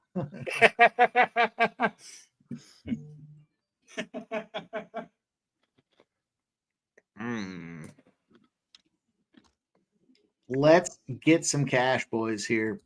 It's go time. This is the time that money is made. Maryland is shit in the bed, but that is okay because we got plenty of other opportunities to get this cash. So we'll see what happens. Cheshire Cat said, I just did. After you said you're going to have to Google that or whatever you said, he said, I just did. It's funny. It's not anything that it's literally exactly what I just told you it was. Nothing to Man, the time to take the Timberwolves was when they were down 15-0 to start the game. It was probably damn near close to even money. They're tied 39-39 now, minus 8.5. I think it's a good spot to jump in on these T-Wolves. In fact, I'm going to do it. That's not what I want to hear. It's funny you said that, Polly, but it's not as loud as you would expect because right after I asked that question, it showed some stands and I was a few people and I was like, man, what, you got your shirt off for no reason? Like, you better start yelling. They're just standing there with their shirts off. I don't know what they were doing.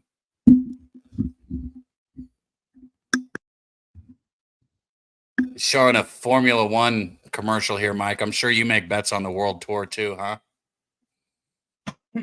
I will. It's situational. Jesus. Is it actually something worth betting on? Because, I mean, I feel like it'd be easier than NASCAR. I tailed Mike in NASCAR, and I went 1-1, and the bet that I hit, I won.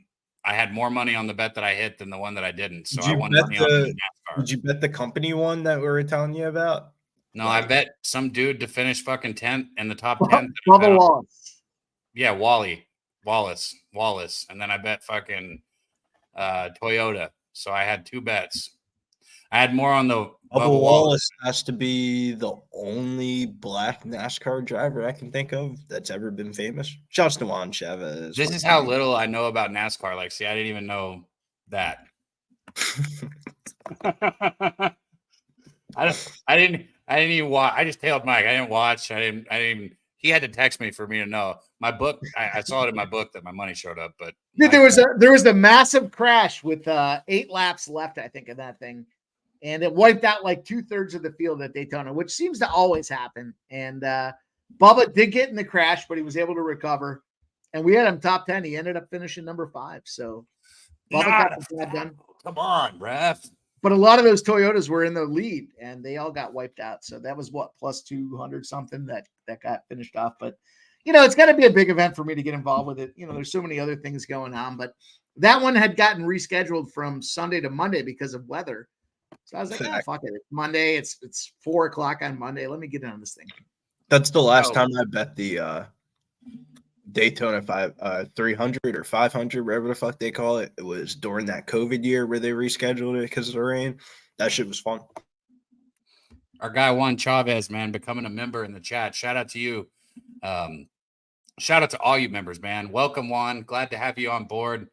Anybody that can become a member, hit that join button in the description. We appreciate it a lot. We're trying to do more things for our members. We've been doing the horse races, the $50 and $100 giveaways. But we really appreciate it, man. Tennessee's got the lead here, 71-70. This game is tight. There's 8 minutes and 15 seconds on the clock. I need Tennessee money line. I'd like them to go out there and cover the spread too. I mean, that would be great. Cash on them all 3 ways. Make that 73-70. Good shot down low. Man, let's go. This is a good game. We got the Blues up 2-0, boys and girls. Blues up 2-0 here. We got a plus 165 on the Rangers and the under. We got a plus 245 on the Blues to win this game here. That's how we're going to turn 2 units into 4 units here in the NHL. It's only a 2-game card. I'll tell you what, give me a 2 or 3 game NHL card. I'm going to fucking turn massive units on that thing here. Just not too, you don't have to look at all that shit. You just go in there and hyper focus on 2 spots. We'll fucking grind it out. It's a lot of time left, though. I don't want to over celebrate anything here, but we do have the Rangers going into the third period 2-0. Let's go. Let's get this thing done. Tennessee rolling right here. I think they're going to the free throw line, 73. Oh, Tennessee. Tennessee. You guys don't even know that song. No. Maryland cut it to 5, 60-55. There you go. LJ, my guy. Welcome back, man. You got LJ from the H, baby. Yo, I saw a funny comment. Where'd it go? I liked it. There it is. Mike is drinking less than he did on the NFL Sunday shows. It's because I figured out what Mike is. Mike is a social butterfly. And so since I'm not consuming or LJ is not consuming, I think Mike's not consuming. Yeah. So what that means is if he'll get his plane ticket at Pubapalooza, when you guys are sitting with Mike and I and LJ, Mike's going to look at you guys like this. No, listen, you boys are wrong. First of all, I am a binge drinker. So Friday is a heavy drinking night. Saturday is a heavy drinking day. And then Sunday rolls into that Sunday night stream. By that time, I'm 3 days deep. I'm pumping it down. You get into what are we on, Wednesday? Fucking Wednesday? I mean, listen. I cocktailed up last night, but I'm going to keep rolling. I'm going to fire up. I'm going to roll. I don't have a joint to roll. My fucking rolling papers are gone. I forgot to pick some up, but I will fire off a pipe as well. Not scared. Right about that time, this is where bets become reality. The witching hour, the 7 o'clock window is starting to get into that sweating hour. Check your tickets, check your bets. It's getting towards that time. Get ready for the night slate because we're flipping on to the evening. 9 o'clock. Yeah, we got a bunch more action coming up. Need you guys to hit the share button and the like. Bulls have tied the game, 45 up, 2:54 to go in the second quarter. Let's go out there. Let's get it done. Do you guys have any 9 o'clock action that's about to tip off here in this window here? Bulls are up 48-45. Alabama first half full game, Virginia first half. And now I've taken Tennessee live 3 times. I took them at 6.5, and then I took them on the money line twice. So that is all of my action. Look, I jumped in on this Denver Kings game under 231.5. It's down to 227. I'm not going to give that out again. I've already taken that one. But as far as 9 o'clock is concerned here, Illinois lines moved a point now to 12. Interesting enough, Illinois against Minnesota is a favorite. They're, I think it's 9-1 when they're a favorite, and they're winning those games by 19 points. So I wouldn't be scared about that. It's just that it's now 12 from the 11. It's juiced to Minnesota side of things. I don't have anything. I have just the Alabama spot for me with 9 o'clock. So outside of that, I'm trying to get some of these other plays. I would actually eye up a never mind. Was Virginia on? Never See what one of these games I can watch. No, I was gonna say Minnesota third quarter, but I looked at the spread and they're already on it.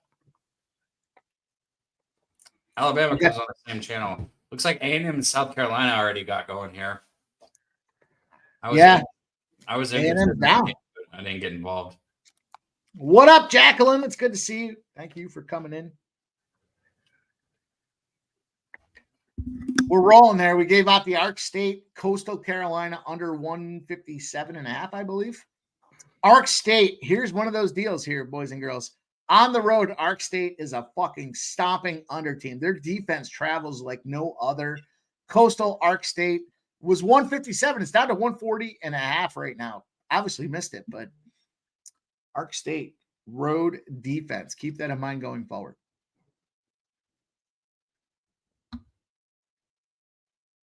Come on. Muted. There's one. I'm sweating out this UAB game. They're down by 6 at half, but they really should be 3 because dude hit. I just keep on getting banged on these buzzer beaters, man. Kid banged the buzzer beater 3, 6-point game at half here. They're going to come out here in the second half very shortly. One game that was talked about a lot in the panel, 20-13 here. St. John's is leading against Butler. And another one at halftime is Oklahoma State up 42-38 against UCF. The Pelicans are down 27-32 to Richmond. Also at halftime, Louisiana Tech in that Conference USA, coveted at the top right now. This is a battle of top 5 teams, 47-40 against Western Kentucky. Bradley up 37-27 there at halftime.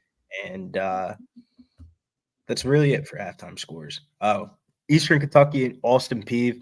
That one's a very coveted conference game. Eastern Kentucky's up 43-37 against Austin Peeve. God damn it. I knew that shot was going in. A big 3 for Auburn right there. 75-77. Man, they're throwing haymakers back and forth. 6 minutes on the clock now. These are both teams are making some tough shots. Oh shit. Drove by one time. Wow. Connect just fucking man defense took his guy to the hole. Nobody even stepped into the lane, threw it down. Wow. Where is this game? What channel is this game on? This rain sounds fucking ridiculous outside. Oh man, it's pouring out here. It's pouring, it's windy, it's cold, 27 degrees, and it's raining. What do you think is going to happen in that situation? Oh, cry me a river, you big fucking baby. I can care less. I'm all cozy and warm, but it's the trees are blowing down, man. Just felt like something I should say. Layup by Auburn there, 77-79. I'm all cozy and warm. Fucking give a fuck. Keep pouring, keep raining, keep getting icy. Mikey, I got a hockey question for you tomorrow. Let's go. Arizona's playing the Toronto Maple Leafs at Scotia whatever bank. Scotia Bank. Is that a Maple Leafs puck line spot?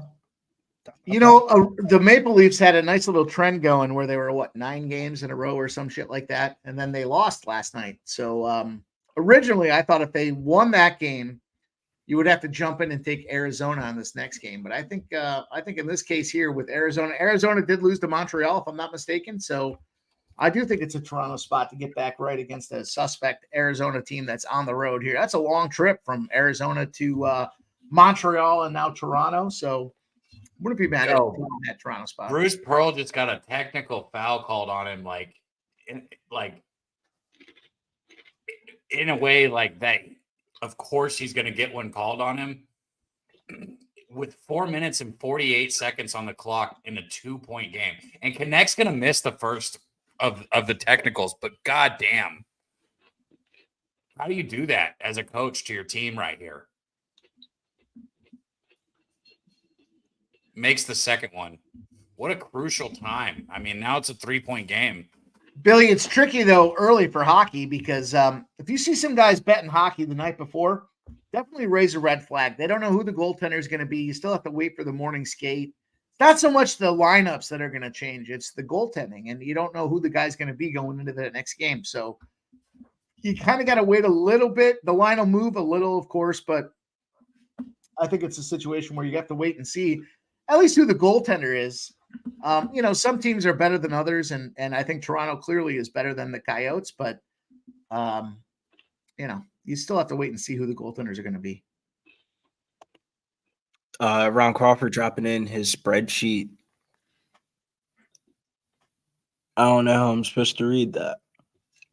Well, I'm reading it. It's just I just don't know it. I'm not a 820-9, 35-30. Toronto's in an 820 to 9.35 spot out there. That 8 and 20 on the puck line at home. Yeah. That's a tricky game. I think there's a fuller card tomorrow, if I'm not mistaken, for the NHL. So I don't know if that's the best game to get involved with.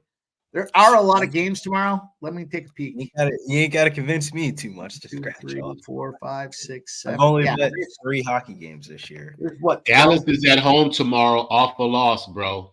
Stars off a loss at home. They're at home versus the Jets tomorrow. I'll bet on the Stars. Stars? Whoa, boys. Just wait a little bit. Let's take a look. That's my home team. The only I just hockey like them team because I've they're ever at made a home. bet on, outside of Mike's Tails.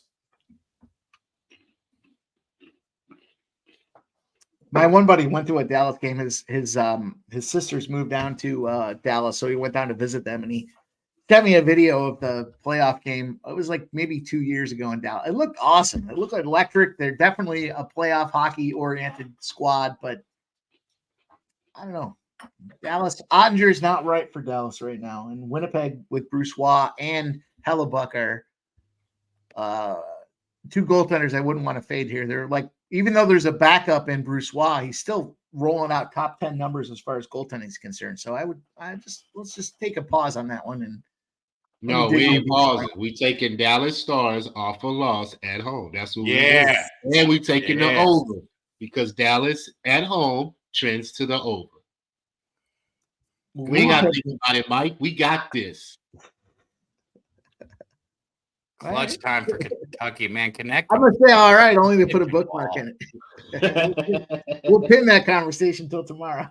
I think I just said Kentucky, Tennessee. I'm pretty sure you'll send me someone in a message in the morning about it. So I know I'll count on you.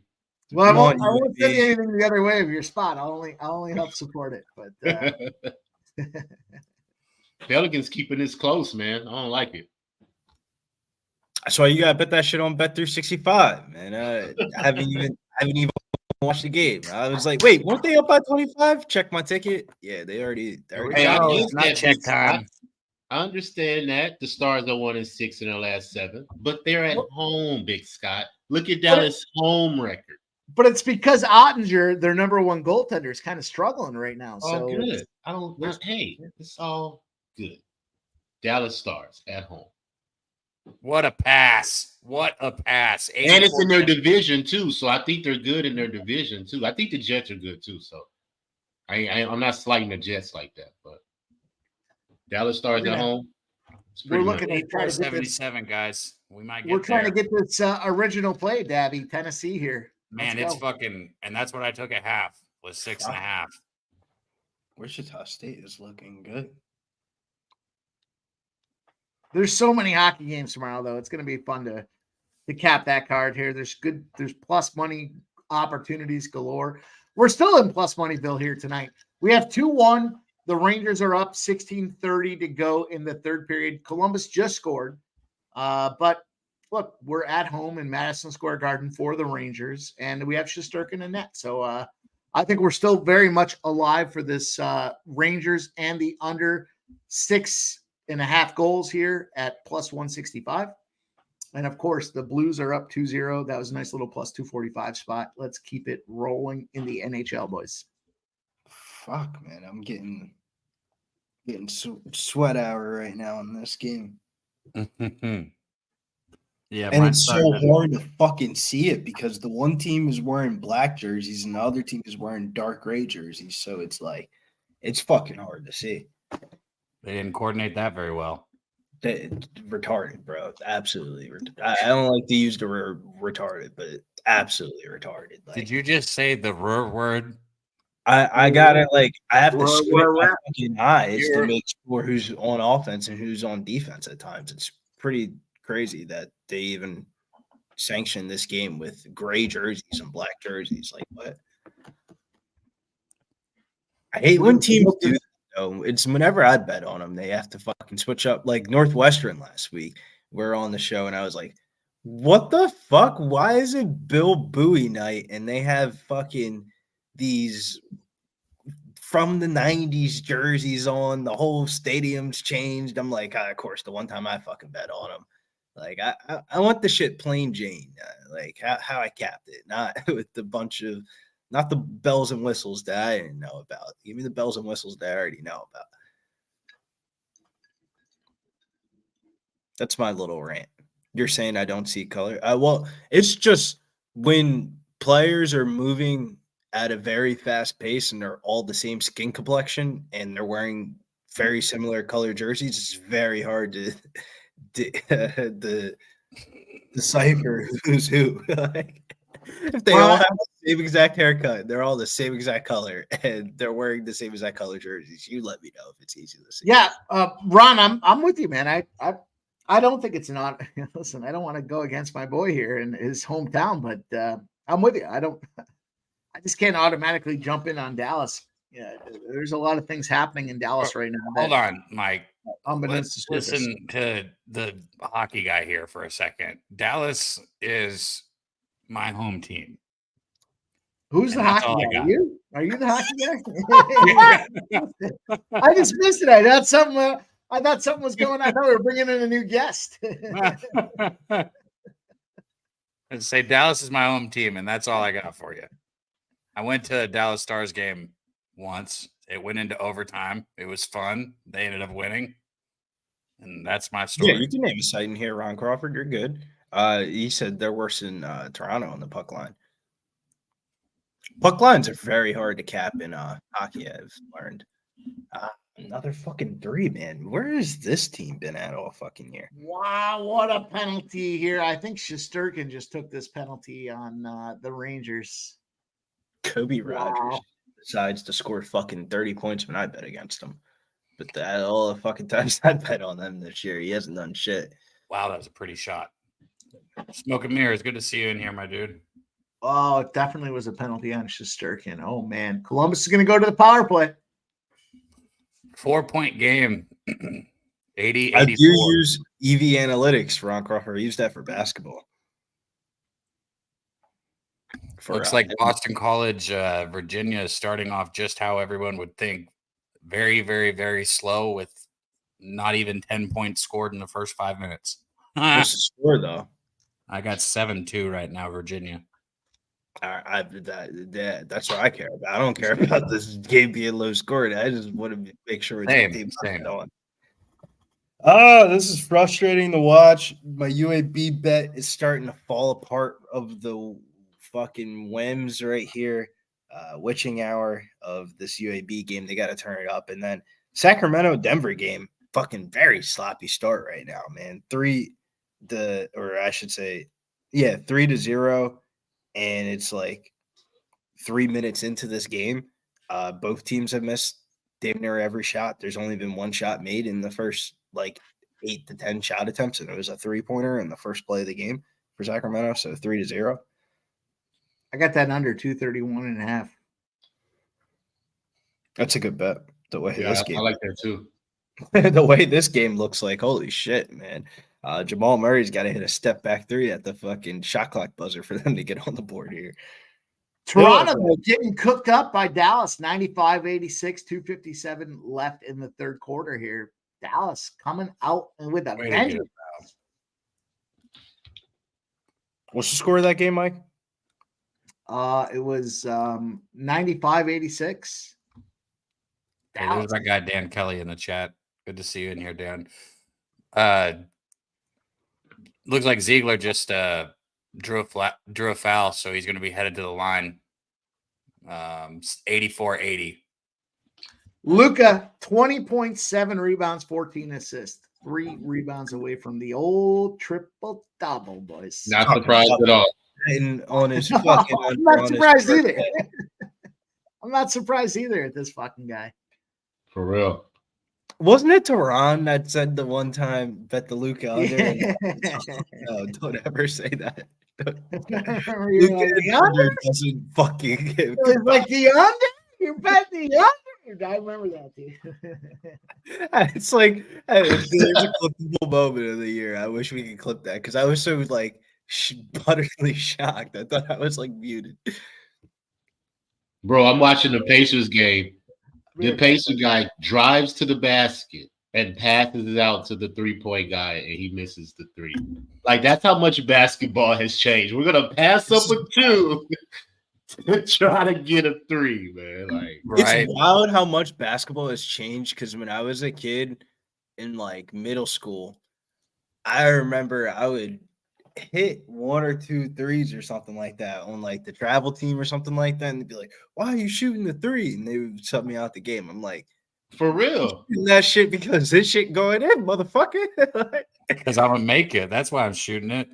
It's crazy because we played rec league that year, and I played against my travel coach in that game, and I went crazy from the 3-point line. Went from like 2 DMPs in a row, so like did not play to in the starting line after scoring.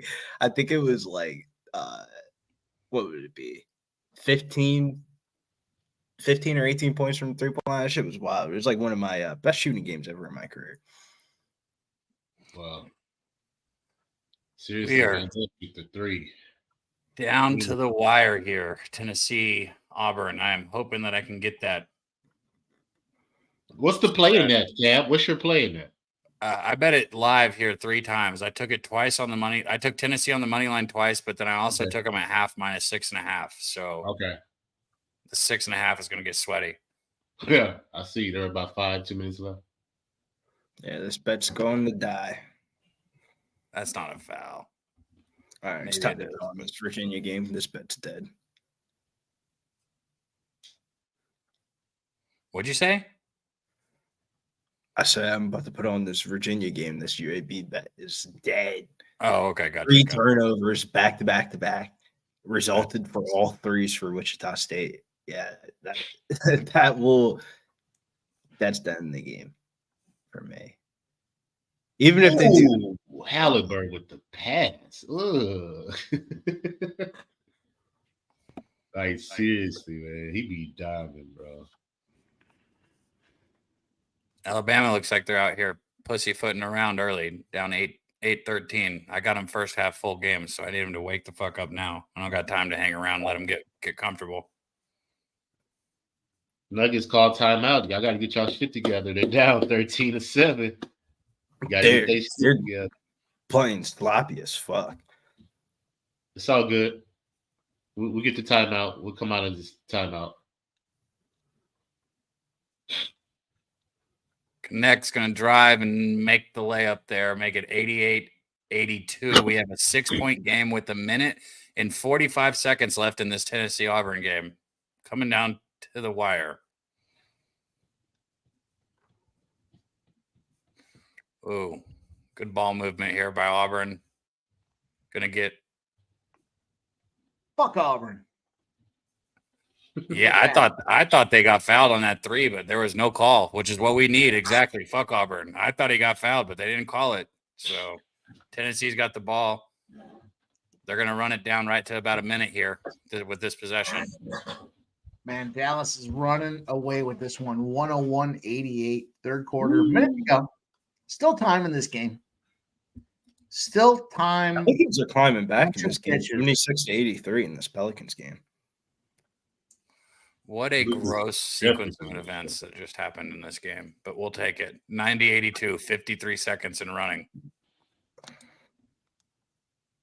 Luka's definitely getting that. 90-82. Let's close it out, boys. Let's get this cover. Let's get everything we need here in this game. All these. Yeah, it's coming down. This is what Tennessee does, man. They're home. You're going to fuck around with these guys on their home court. You're going to keep it close, and they're going to come out. They're going to fuck with you on foul shots here. Let's go.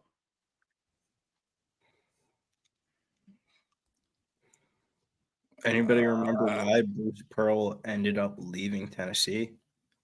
I thought they pitchforked him out.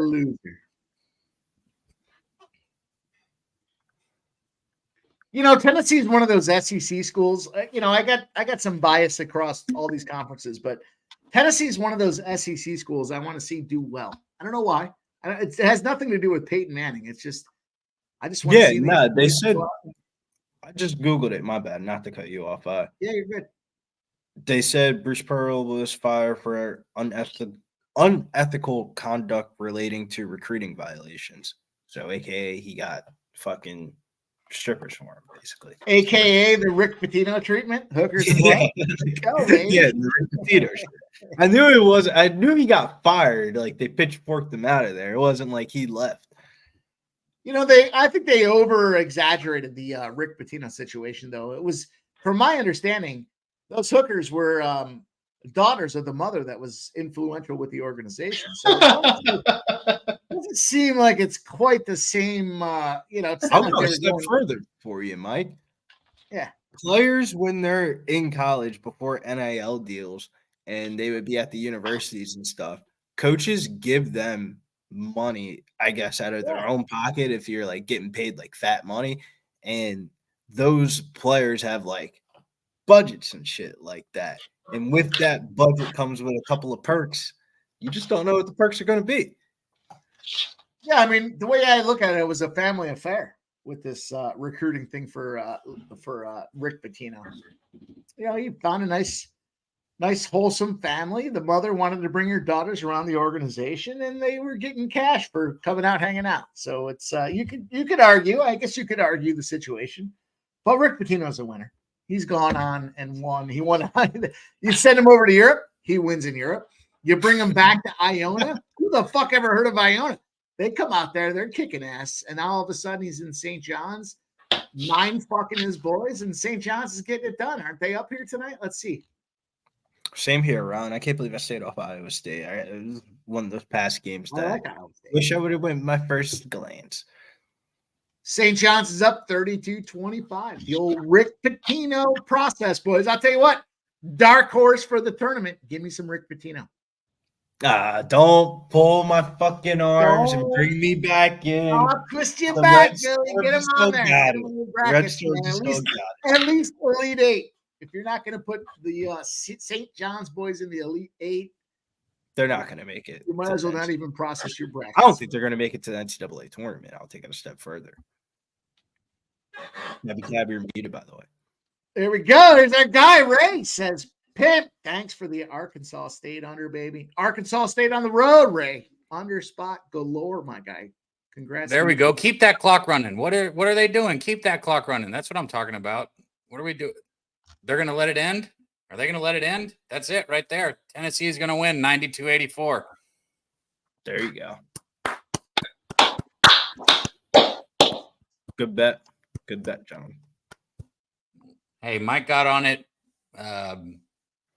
pregame on Jimmy's show. You guys got to call it some stupid play of the day for me, but I got on it live at 6.5 and then also on the money line twice. So call it whatever you guys want. At least we all made some money. Well, it's 8-0 now, motherfucker. DabyCab's running hot, baby. You got to follow my guy. The waffle play of the day. You like waffles? Is that what it is?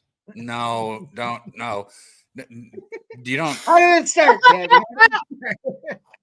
Speaking of, while we're on that topic, we can keep rolling if you guys want. They're about to kick over to Alabama for us, hopefully, because I got first half. I've got to get a drink really quick, and I got to eat something because I came straight here. But if we want to keep rolling, we can. We usually end at this game. But if you guys are staying here, I'll stay here. We just stay on until Denver first quarter is over because we're all on that. We're rolling. Hell yeah. We're rolling here. Let's, All right. We're Well, I'll down be right back, boys. 16 right now. 4 minutes yeah. left. I'll be right back. Oh, Reggie Jackson hit a 3, 19-18, Denver. Take that shit off the screen, Mike.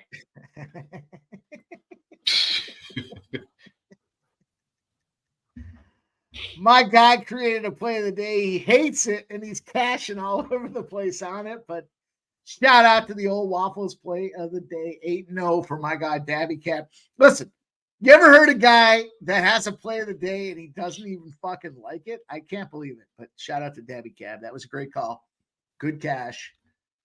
Let's keep it rolling, boys. Seen some late steam here coming in on the LA Lakers line down to +2. Damn near pick 'em. Is LeBron in? Has he been ruled in? Yeah, he's available, is what they said. Okay, well, yeah, that means he's in. So, LJ, the evolution here, maybe Dabby can do a better job with it, but the evolution of the play of the day was he was waffling around on some plays. He was talking about this and that. I want this. I gotta wait. And so it became one of those spots where I said, what are you waffling? And all of a sudden, 8-0. Here goes our guy, 8-0. DabyCab on the I do waffle. got to throw this one out here while we're on the Lakers-Clippers game. Visia Zubac ruled out illness for this one. I don't know who the fuck the Clippers are about to start at center. That's probably why the line came down. Thies, that's his name, right? Used to play with It Boston. could be him or it could be Plumlee too. They'll Well, probably yeah, split it. no They'll probably Plumlee. split it down the middle, Yeah. 25-25. Pretty much. But that kind of opens up some – I think that opens up some ancillary stats for, like, the guards and the forwards. Like, when you have your center out, everybody knows you just got to crash the boards. Like, no running out into the fast break. Everybody's got to crash and help out. Westbrook? It could be Westbrook. It could be James Harden, triple-double. Yeah, you got a lot of variables there. Kawhi, it could just be as easy as simple as points and rebounds with Kawhi. It's the playoffs. It's like you never bet a Kawhi prop, and then the Clippers are in the playoffs. You're like, damn, I should take that shit. Because theoretically, they're missing two starters, Zubac and George. Yeah, like they're gonna like what you see is what you get. It ain't gonna be a whole lot of subbing. Right. It'll be like Russ, Amir Coffey, and Daniel Tice as the three guys. That's it. Ooh. Indiana, bro. They're so fast, like you can't breathe. That's why it's so hard to play them on a second night of a back-to-back. Like their pace of play, like shit, you have like a track meet. You're like, yo, can we just hit the fucking flight, man? Fuck this game. Like seriously, dude. Like, and everybody they use their whole bench too. That's why I like Indiana. They use their whole team. They need to, though. That's the only way they can win fucking games. It's like they need that little second unit to come in. Usually Benedict Matherin's on the second unit, but like when him and TJ sub in, it's like, all right, let's get the show on the road. There's about to be some points going up. We got Obi Toppin out here hitting threes. Obi's a sub now. Like that shit's crazy, man. Indiana is, I hate to say it because they still made the trade. They're a piece away. Well, I like Indiana. They're not there yet, but they're right there on the cuffs. They're gonna get one game. They're gonna get one series over a team that's gonna be like a trendy pick. Like if we have an old school style Indiana versus New York Knicks in the playoffs, I could see that being a first round matchup. All right, boys. I know everybody wants to hear it, so I'll give you guys the. It's only right that we get this Wednesday stream rolling with a Mexican soccer play here. Fuck yeah. I'm gonna roll it out for you, boys. Here, I think we are. Are we 4-0 on Wednesday Mexican soccer plays? Let's keep it rolling tonight. We're gonna jump in here. We're going deep. We're going Tijuana, Monterrey. We're gonna go both teams to score -140 spot. Both teams to score. Tijuana, Monterrey, Mexican soccer starts in 31 minutes. I think we are undefeated on the stream with Mexican soccer plays. And there's only one guy I know that does it better, but I got boots on the ground out there with the old cartel. And here, we're going to go with this thing here. Both teams to score -140. Tijuana, Monterrey, both teams to score. I'm not going to complain. Speechless. I'm not speechless. I'm not gonna complain with you giving out some fucking winners. How can you complain with that? Let's go. Not actually, he was up in here. Ron said Ron Crawford says he had Inter today, 4-0. Yeah. Who'd they play again? I know it was like a rival game. Pass the fucking ball. There we go. Some of these college kids, bro, shit, man. Like, it makes me think, man, maybe I should have treated high school a little bit more serious. I would have fucked around and been playing college basketball because holy shit, some of these kids just don't have brains.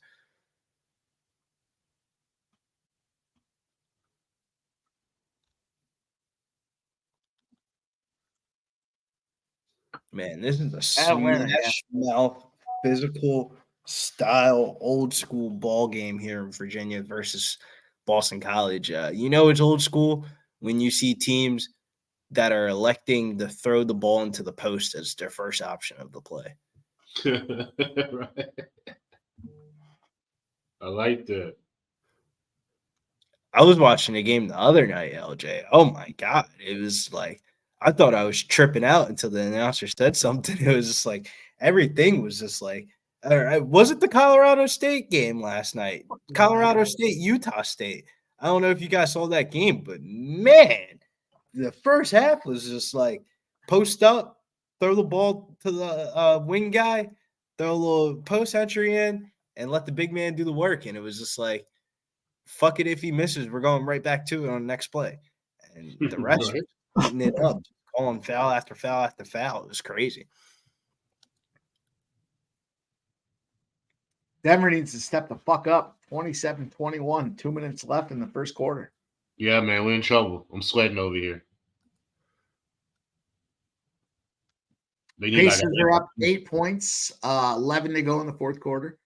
The Cavs and the Bulls are tied with 5 minutes left in the third quarter, 66 up. And the Grizzlies are up 67-63 against this Timberwolves team. You can get the Timberwolves -3.5 live. That kind of feels like a number I want to get involved with. Yeah. Come on, Denver. Yeah, Get I'm gonna the do that. rebound. It's like somebody hurt. Why is it like a pick 'em? Not a pick 'em, but like juice, like slightly juice. Like There we go. 27-26, minute 19 left. First quarter. Kings over the Nuggets. Let's go. We need a couple more fucking plays here. Let's go, boys. They need to stop, man. Come on, Denver, get a stop.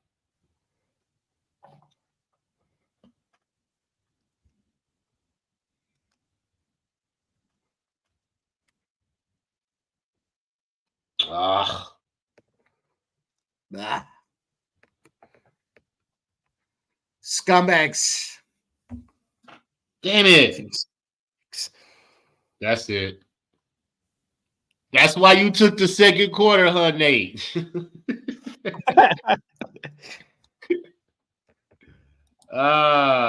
Fuck you, Denver.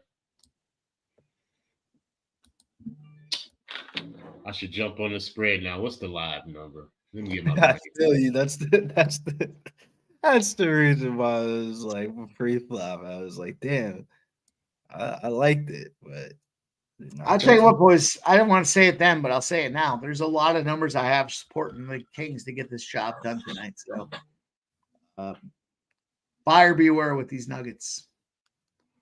Boo. It just feels weird that if you told me after the season was over that the Kings full swept all 4 games against the Nuggets, I'd tell you you're bullshitting me.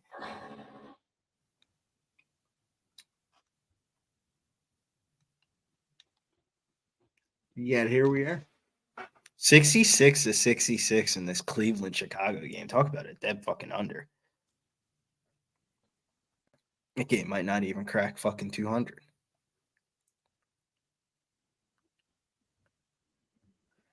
I got to get something. I want to get on something live here, but it's very hard to. Pelicans are starting to make a run here. Live line's starting to come back down to where it opened up here. -5.5 on the live line here for the Pacers. Some people had to pay that just straight up. That line got up as the high as -7.5. It'll be interesting to see how the books play that one. Will the Pacers just win by where the line opened up, or should this be real life basketball and the Pacers should win by double digits here in this spot? Because I feel like they should win by double digits, but you never know with the NBA, man. The NBA is like game of runs. Talk about a run, and the run comes 8-point game now for the Pacers.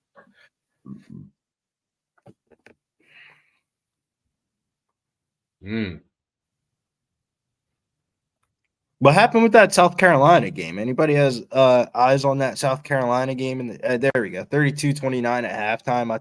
So that was a good show topic on the show today. a lot of very sharp cappers on both sides of the ball there for South Carolina, Texas A&M. I know my guy Tome was on South Carolina. I think Mike was on Texas A&M. It was a good little battle there. I almost threw some money on it, but I was like, I might just sit on the sidelines and root for. No, I still like Texas A&M to come out here in the second half, right? The tale of two halves. South Carolina has been up and down throughout their process, but In a weird way, I will say, I actually think South Carolina is legit this year. how about this Virginia-Boston College game, boys? Here, Virginia-Boston College, 22-21, 4:27 to go in the first half. Tight I will say game. Boston College has been on a big run here. It feels like Virginia hasn't scored in like 6 minutes. They scored one field goal in the last 6 minutes. It's that post play shit, man. You can't guarantee winning games like that anymore. I feel like. Ooh, Indiana out here clowning. Obi doing slam dunk contest dunks out here.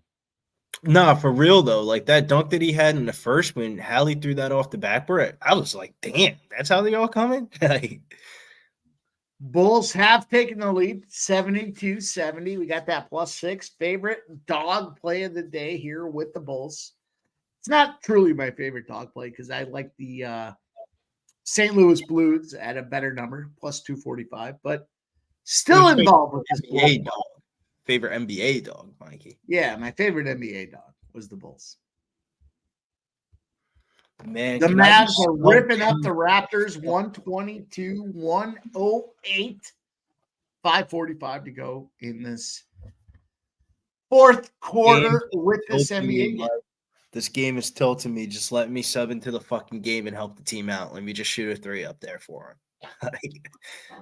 Luka, 25 points, 14 assists, 9 rebounds. 1 rebound away from the old triple-double for Luka. Is he going to get there? I don't know if they're going to bring him back in. I don't think they're going to bring him back in. Second night of a back-to-back, his birthday, they're in Toronto. They looking at what club they about to go to. For real. Kyrie should be able to close this game. Yeah, Luka probably doing one of these in the stands looking like, you were saying my name in the first quarter? What you doing after this? I heard the Toronto dance team from the Richard Jefferson guest appearance that he was on this week for Pat Beverly's podcast. Toronto dance team, they be getting down and dirty with it. All right, I'm jumping in on this Clippers. Fuck you guys and your Lakers.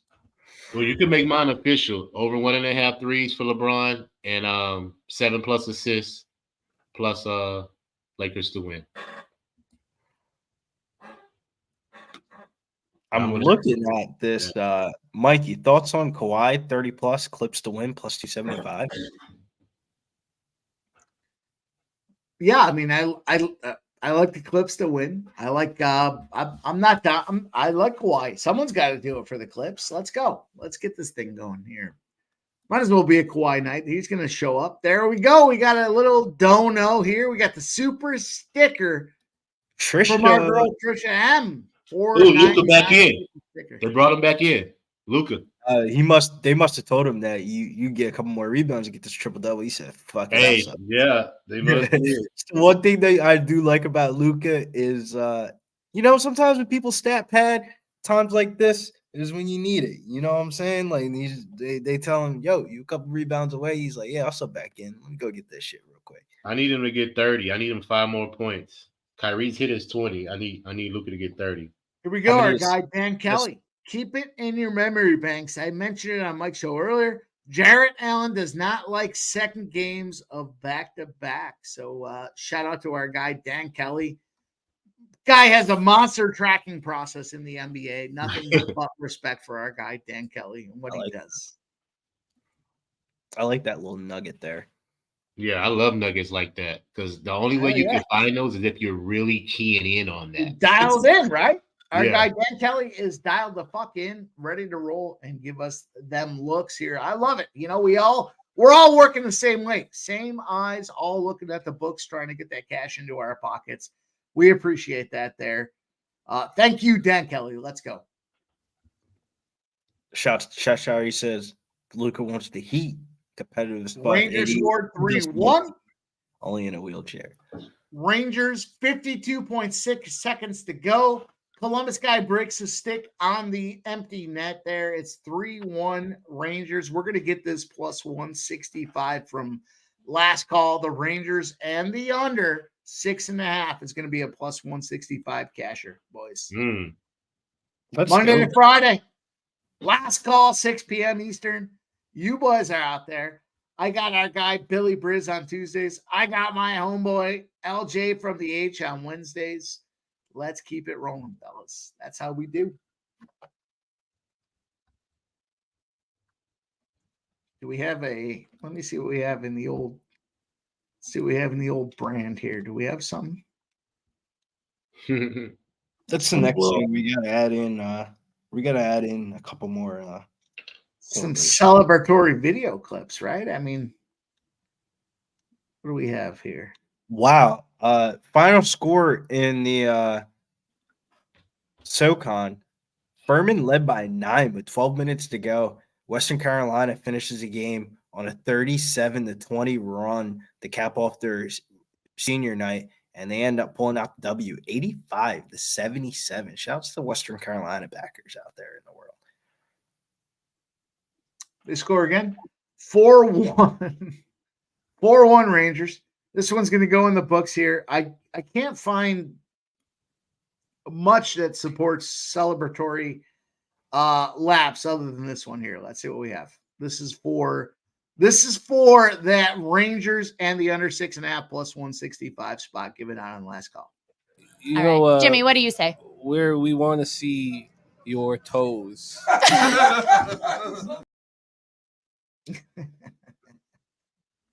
We got Southtown 101 coming up, boys and girls. Pubapalooza's right around the corner. What a better intro to what's happening here in a couple of weeks than seeing everyone's toes.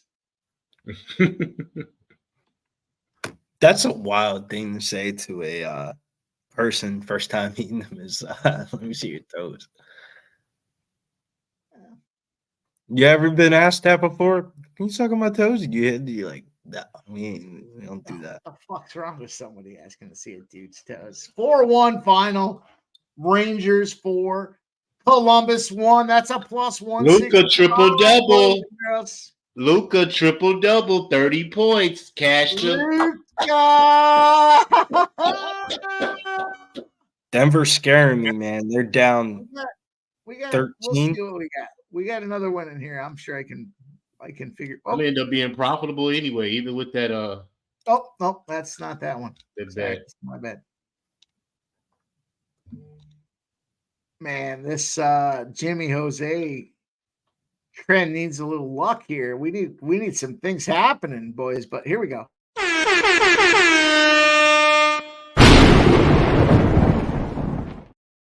It's not the tank, but it's the Luka triple double. I mean, look at we're that was a fitting one though, Mike.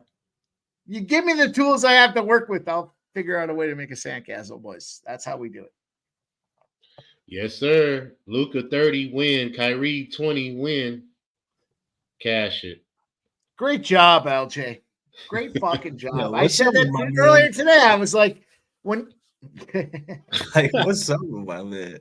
I said that on the show. I said when you go out with these fucking guys and their point props, and then all of a sudden you parlaying it with the team to win, you cash. You've done it again, my guy. Excellent job. Great work, my friend. For real, man. Because I learned if you're gonna take the points, they're always gonna probably get to that half. Like Luka was 33.5 one day, and he got 33, and it made me so sick because it's like they take them out when they know they're gonna hit. So if you think they're going to win the game, just bring the points down, a couple points, and just take them for the win. I think it's more profitable doing it that way. This is going to be my man, Luka the Don tonight. So DJ Big Boss, Luka the Don in Toronto tonight. Yes, sir. All right, I feel much better now. Even though that Denver didn't cash, we looking good. Pacers looking good. Dallas just cashed. What's up with Denver, man? They're killing me. Yeah, man. It's just one of I those things. I don't want to be the dickhead talking about these Sacramento Kings spots, but all right, let's just get this under. How about that? Let's just get this under. Yeah, but I mean, they're kind of accounting for the 4 games in 5 nights because, man, this line's still a pick 'em live. I guess they're trying to bait people to bet the Nuggets again, but fuck, down 15 and they're still. Dude, I'll tell you what, boys, write this one fucking down. The Sacramento Kings, 12-0 against the spread straight up as well when they got rest coming off a loss as more than a 3-point favorite. These fuckers, when they blow a 3-point lead, figure out a way to get it done.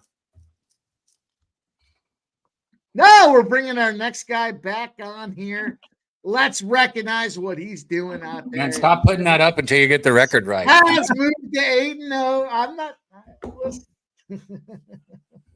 Looks like I'm going to get burned here on Alabama first half. Good news is Virginia first half is looking pretty good. They're up by 4 points with 4 seconds left, and I got them plus half a point. So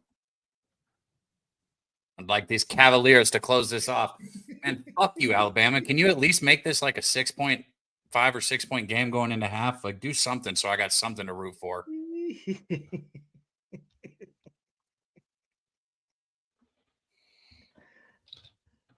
DabyCab, motherfuckers. Let's go. Bro, I've gotten to the point where it's like, if a line like this Alabama line moves against me, like I almost like feel like I know I'm gonna lose just because it's like, I don't know. I knew something was up about this game. I'll tell you what, I could have walked away today with just like 2 plays. It would have only been NHL spots here, but you got to dig in. You know, you got to find some spots. But yeah, these are some numbers that were really difficult today across the board. A lot of fake line movement, a lot of spots happening here. We got the Pacers up 110-102 against the old Pelicans. -4. Everything moved back.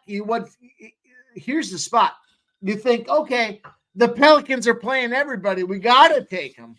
No, fuck you. Fuck that. Let's go.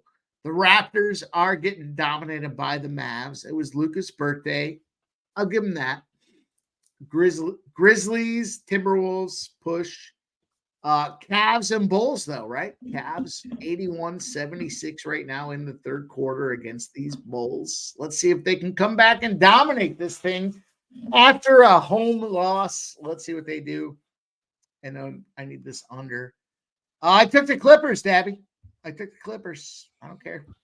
All right. It's official. There we go. Virginia first half. Cash it. Hope some of you guys fucking got on that with me. I'm looking through this. You're right. What is this? There are no celebratory things in here. No, I found one. Hang on. Oh, I can't get my mouth around that thing. Oh.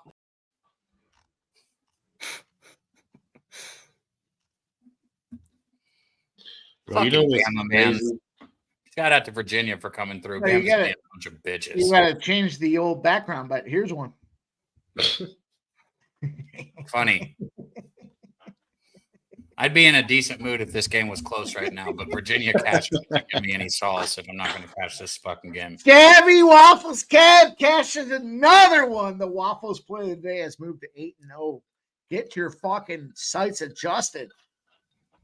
I got a plus 112, a plus 133, and then I took that 6.5 on that game. So not quite $200, but I got close to $200 on it. So I'm okay with this. Awesome. This time it doesn't bother me. If I'm not making money on it, I don't want to hear about it.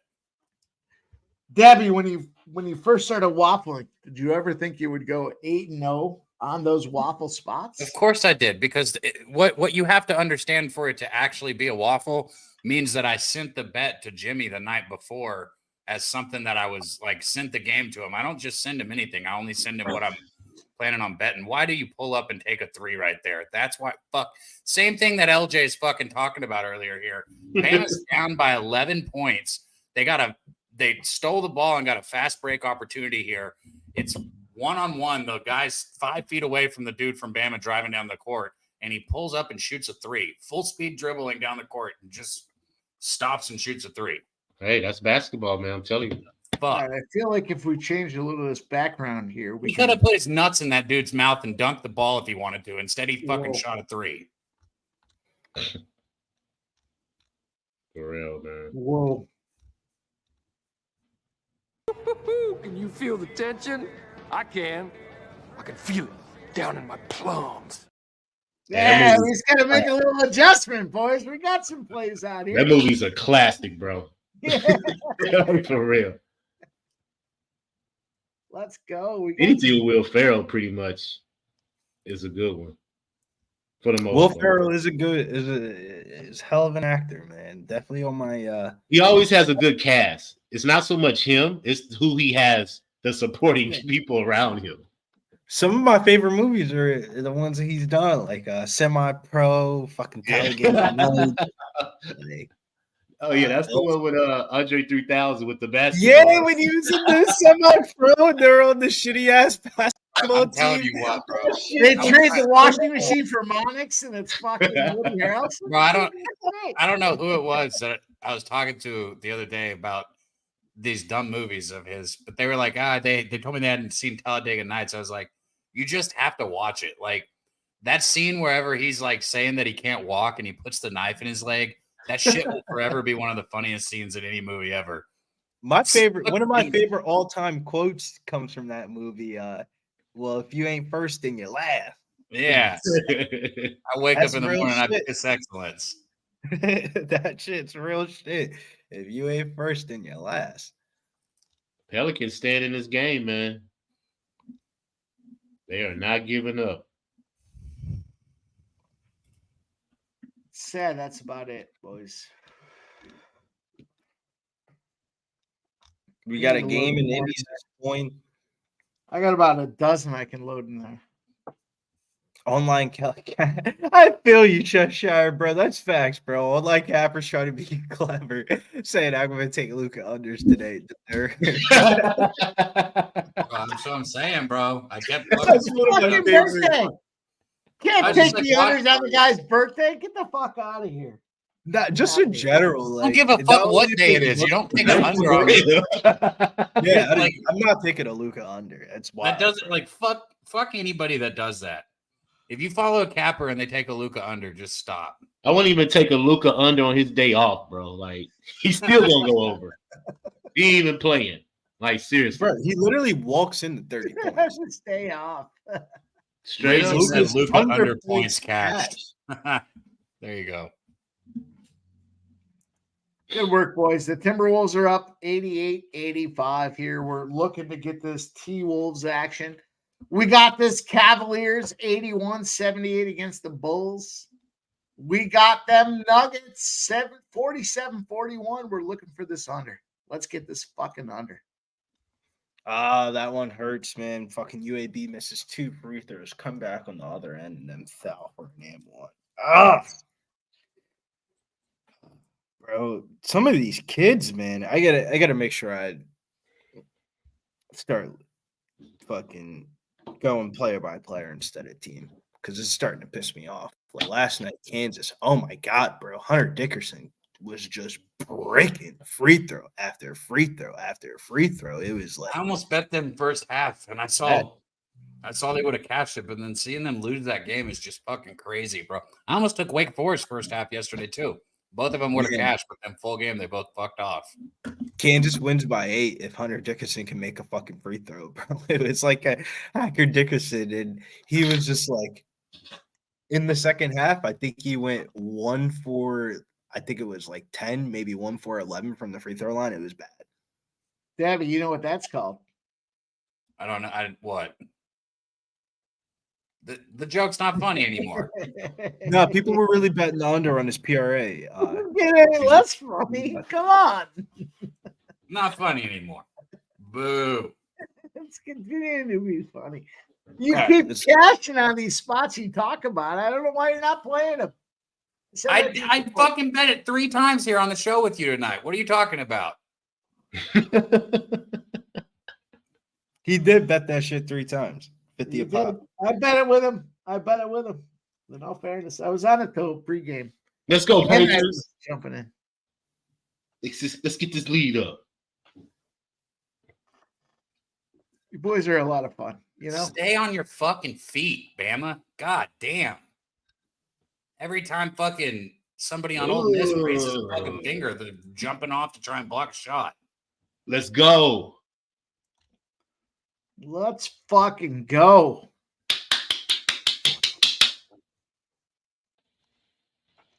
Halliburton. Diamond. How many assists he got? Gross. What's his assist at? Very back, boys. 12. Damn, 3 people got a double-double on the Pacers. Damn.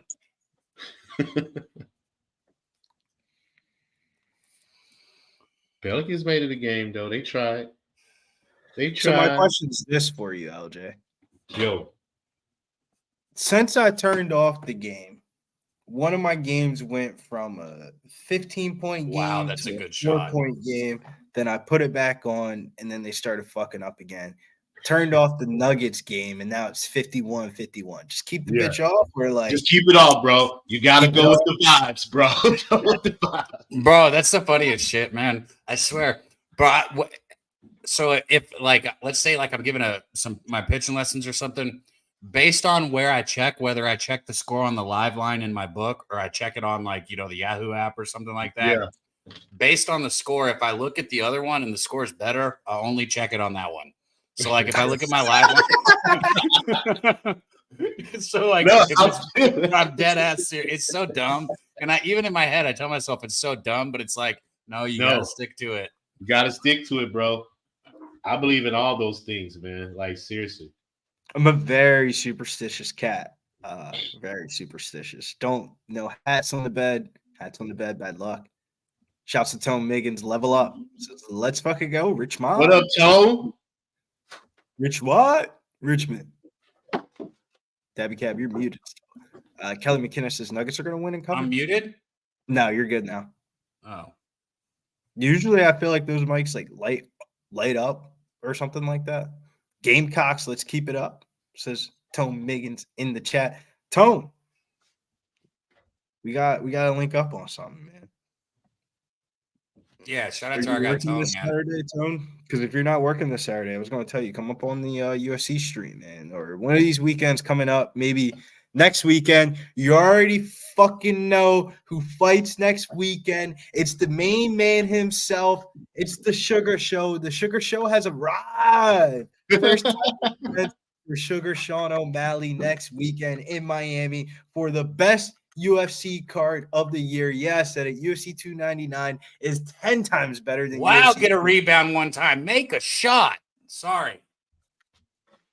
Tone, the only thing I'll say about about the Sean O'Malley Cheeto fight, and I'll stop it here, is when's the last time they ever talked about the title fight and they already had the next title fight set up and put together before the actual title fight was even on?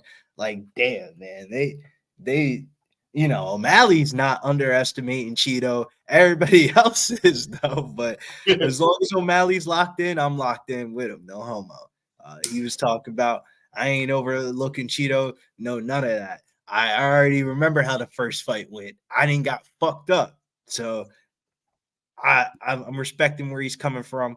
As much as I want to bet the knockout prop again, it's probably going to be a unanimous decision for Sean O'Malley. So I'll probably bet the Sean O'Malley like late round props. Bro, Jordan Sandberg says Cheeto wins inside the distance. You know what they say, man? No rematches go the same in the second time. And I learned my lesson on that one last week with Brandon Moreno. I got fucked on that main event. Yo, this dude for Alabama shoots his free throws with one hand. He starts like this and doesn't ever touch the ball with this hand and goes like this. Wow. What the fuck did I just watch, bro?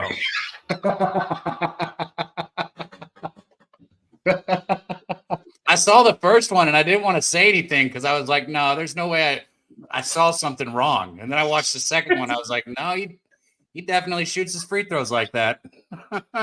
That's crazy. Let's go, Pacers.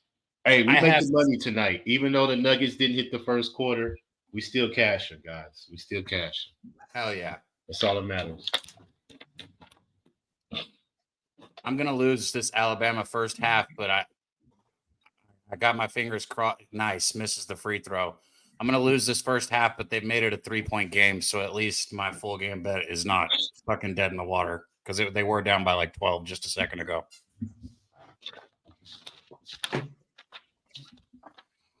So the Pelicans lost the spread, Billy, after playing the Knicks the last game. So 7-19 against the spread. That's a real thing, bro. That is a real thing. Say that again for the people so they know that, man. Because that is 19 against the spread. Teams playing after they play the Knicks the next game. It's a real thing, man. I was saying to Mike, man, it's because of Thibodeau's rotations. Like they're playing the starters so much that it makes the other team have to force to overcompensate playing their starters more than they usually play them. And now instead of the starters playing like 30-something minutes, they playing like 40. Loving the ownership here. Got Anthony Davis here on my daily fantasy lineup at 3% ownership. I need a big AD game here tonight. Big AD game. The Warriors are next on that list. They play them Thursday tomorrow. And then the Warriors play Saturday. No, when do they play again? Sunday versus the Celtics on Sunday. Smoked against the Celtics. I actually think the Warriors could be I got to look into it, make sure the injury reports all checking out because you might be one of those wait on the injury report and get a better line. But yeah, I actually like the Warriors tomorrow. There's some good games that pop up. Is that not a travel? How is that not a travel, bro?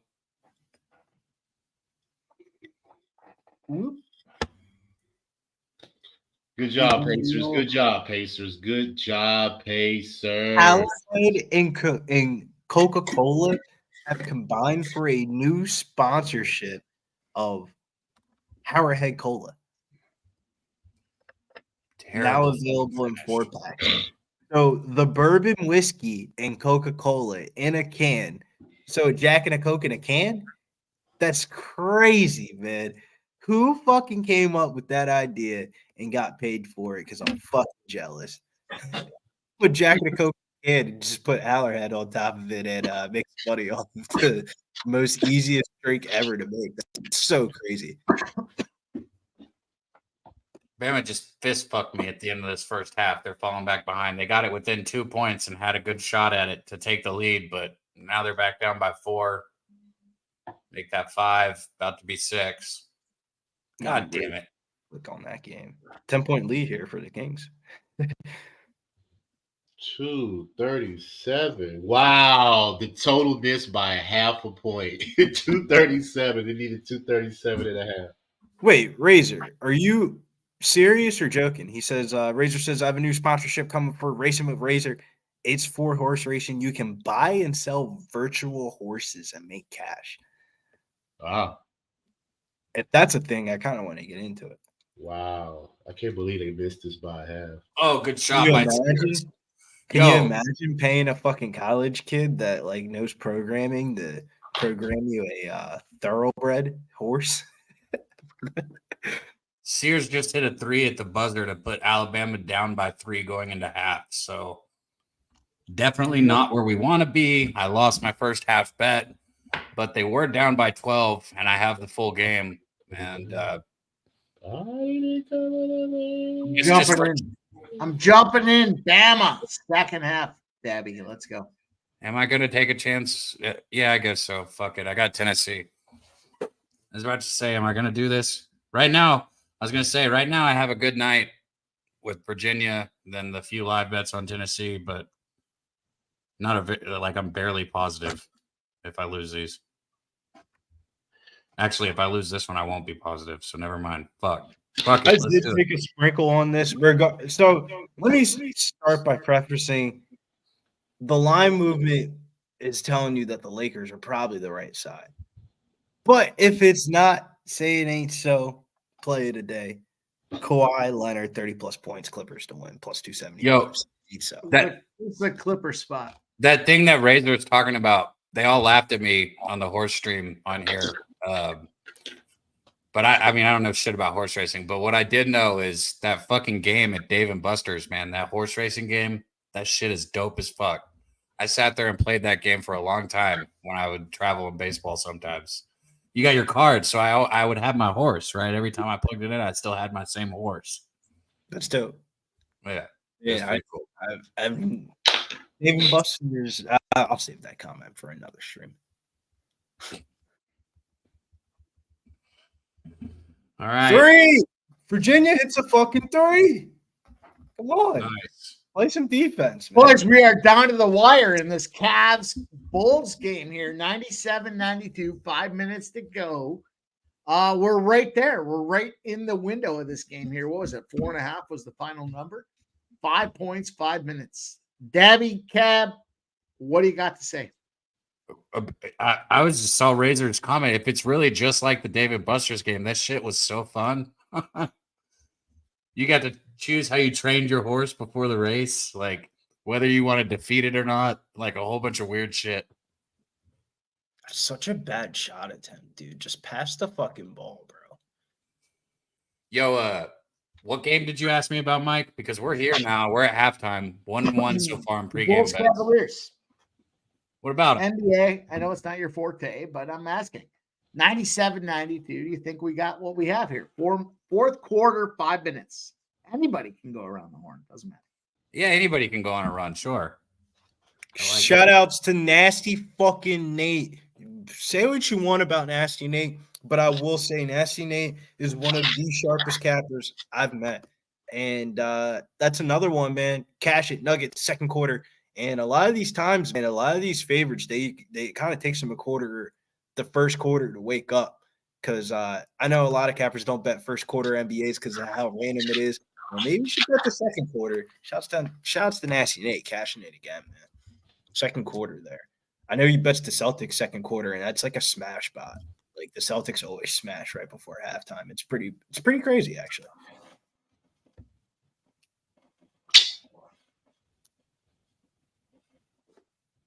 The Grizzlies are making this a 4-point game, 6 minutes left.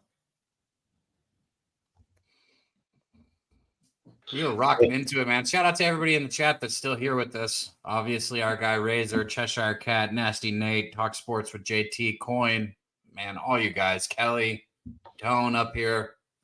Levels play of the day. What's the score of that A&M South Carolina game? Anybody got that? South Carolina's up. Man, fuck you, Alabama.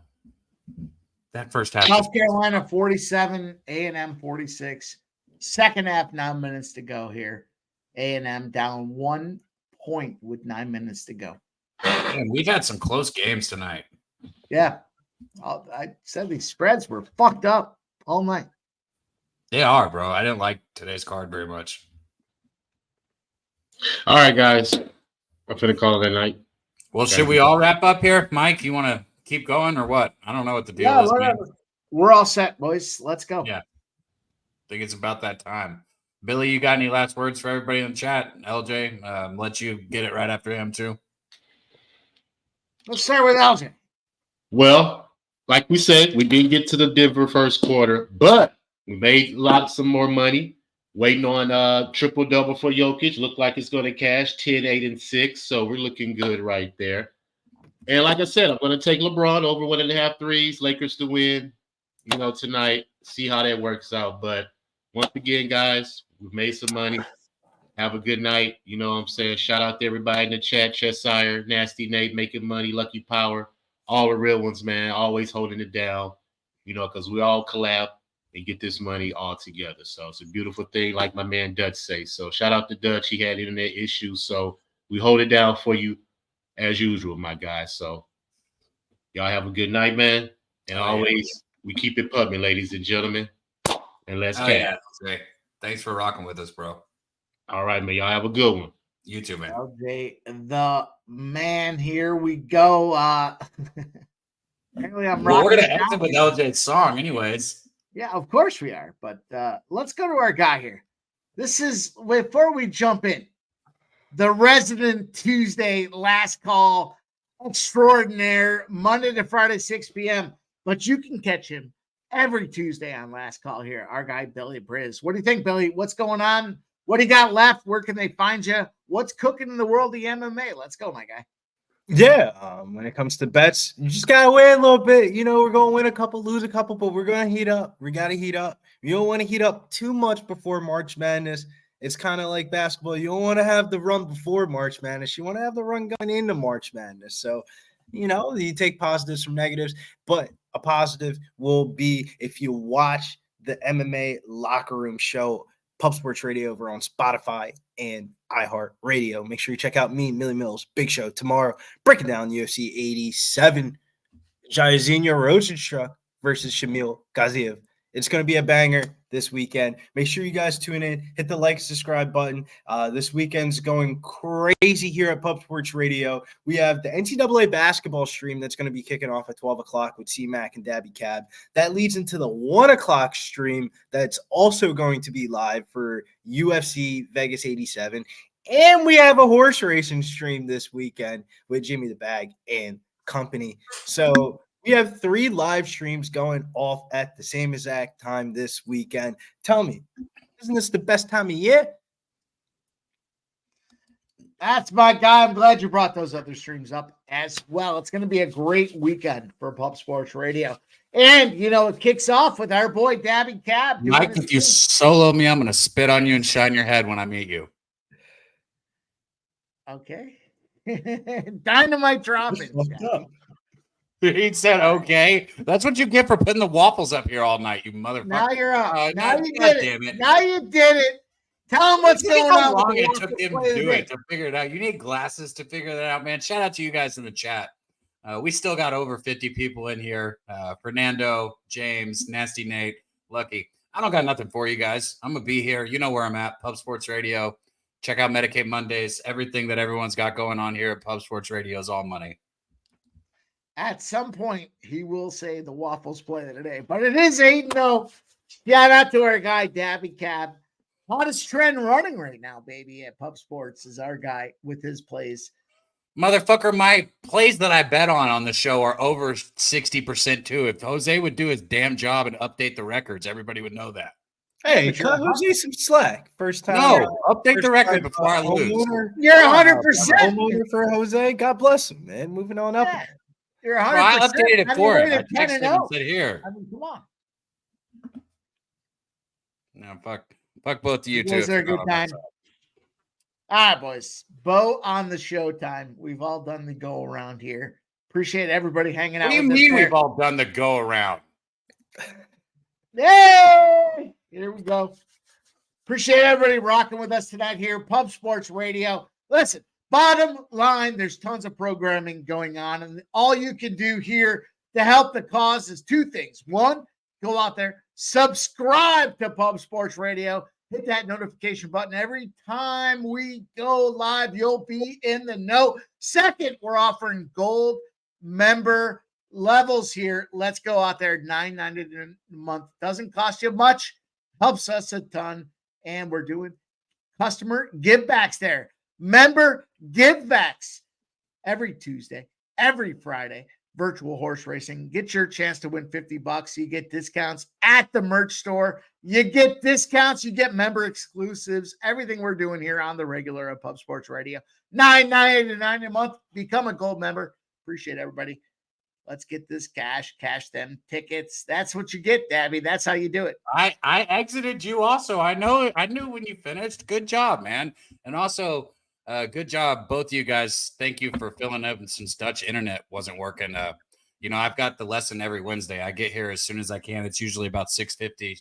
But man, couldn't be better cappers. I wasn't joking when I said when I turned it on, when I got in here and I saw you 4 on screen, you, Wham, LJ, all 4 of you guys, man, I was like, damn, I could sit here and watch this. These guys are so good, man. I don't even know why I'm getting on screen with them. I should just be in the chat. I mean, we had to talk about some college, baby. We were waiting for the college talk. No, I want to get on. Don't get me wrong. I'm just saying it's so good I could watch. That's all I'm saying. I can't watch a lot of stuff. I could watch you guys. So thank you guys. Let's get the fuck out of here, man. Shout out to Yeah, everybody. Be good. Get that cash. Good luck with your. Pub Sports Radio's the crew, that's a fact. We all about bread, making bank accounts fat. Who the hell is that? LJ from the H, I stack green like Boston. Shout out to Nasty Nate from down south, where we ride on slab. 420 highway smoking with that boy DabyCab. Swing by Dallas with them Cowboy fans so we can smoke out J Money, cause you know that's our mans. Us against the bookies, put money in our pockets. Fly out to Vegas, meet up with Ski Profit. Hit the sports books, we got money to stack. Can't forget them college picks with that boy.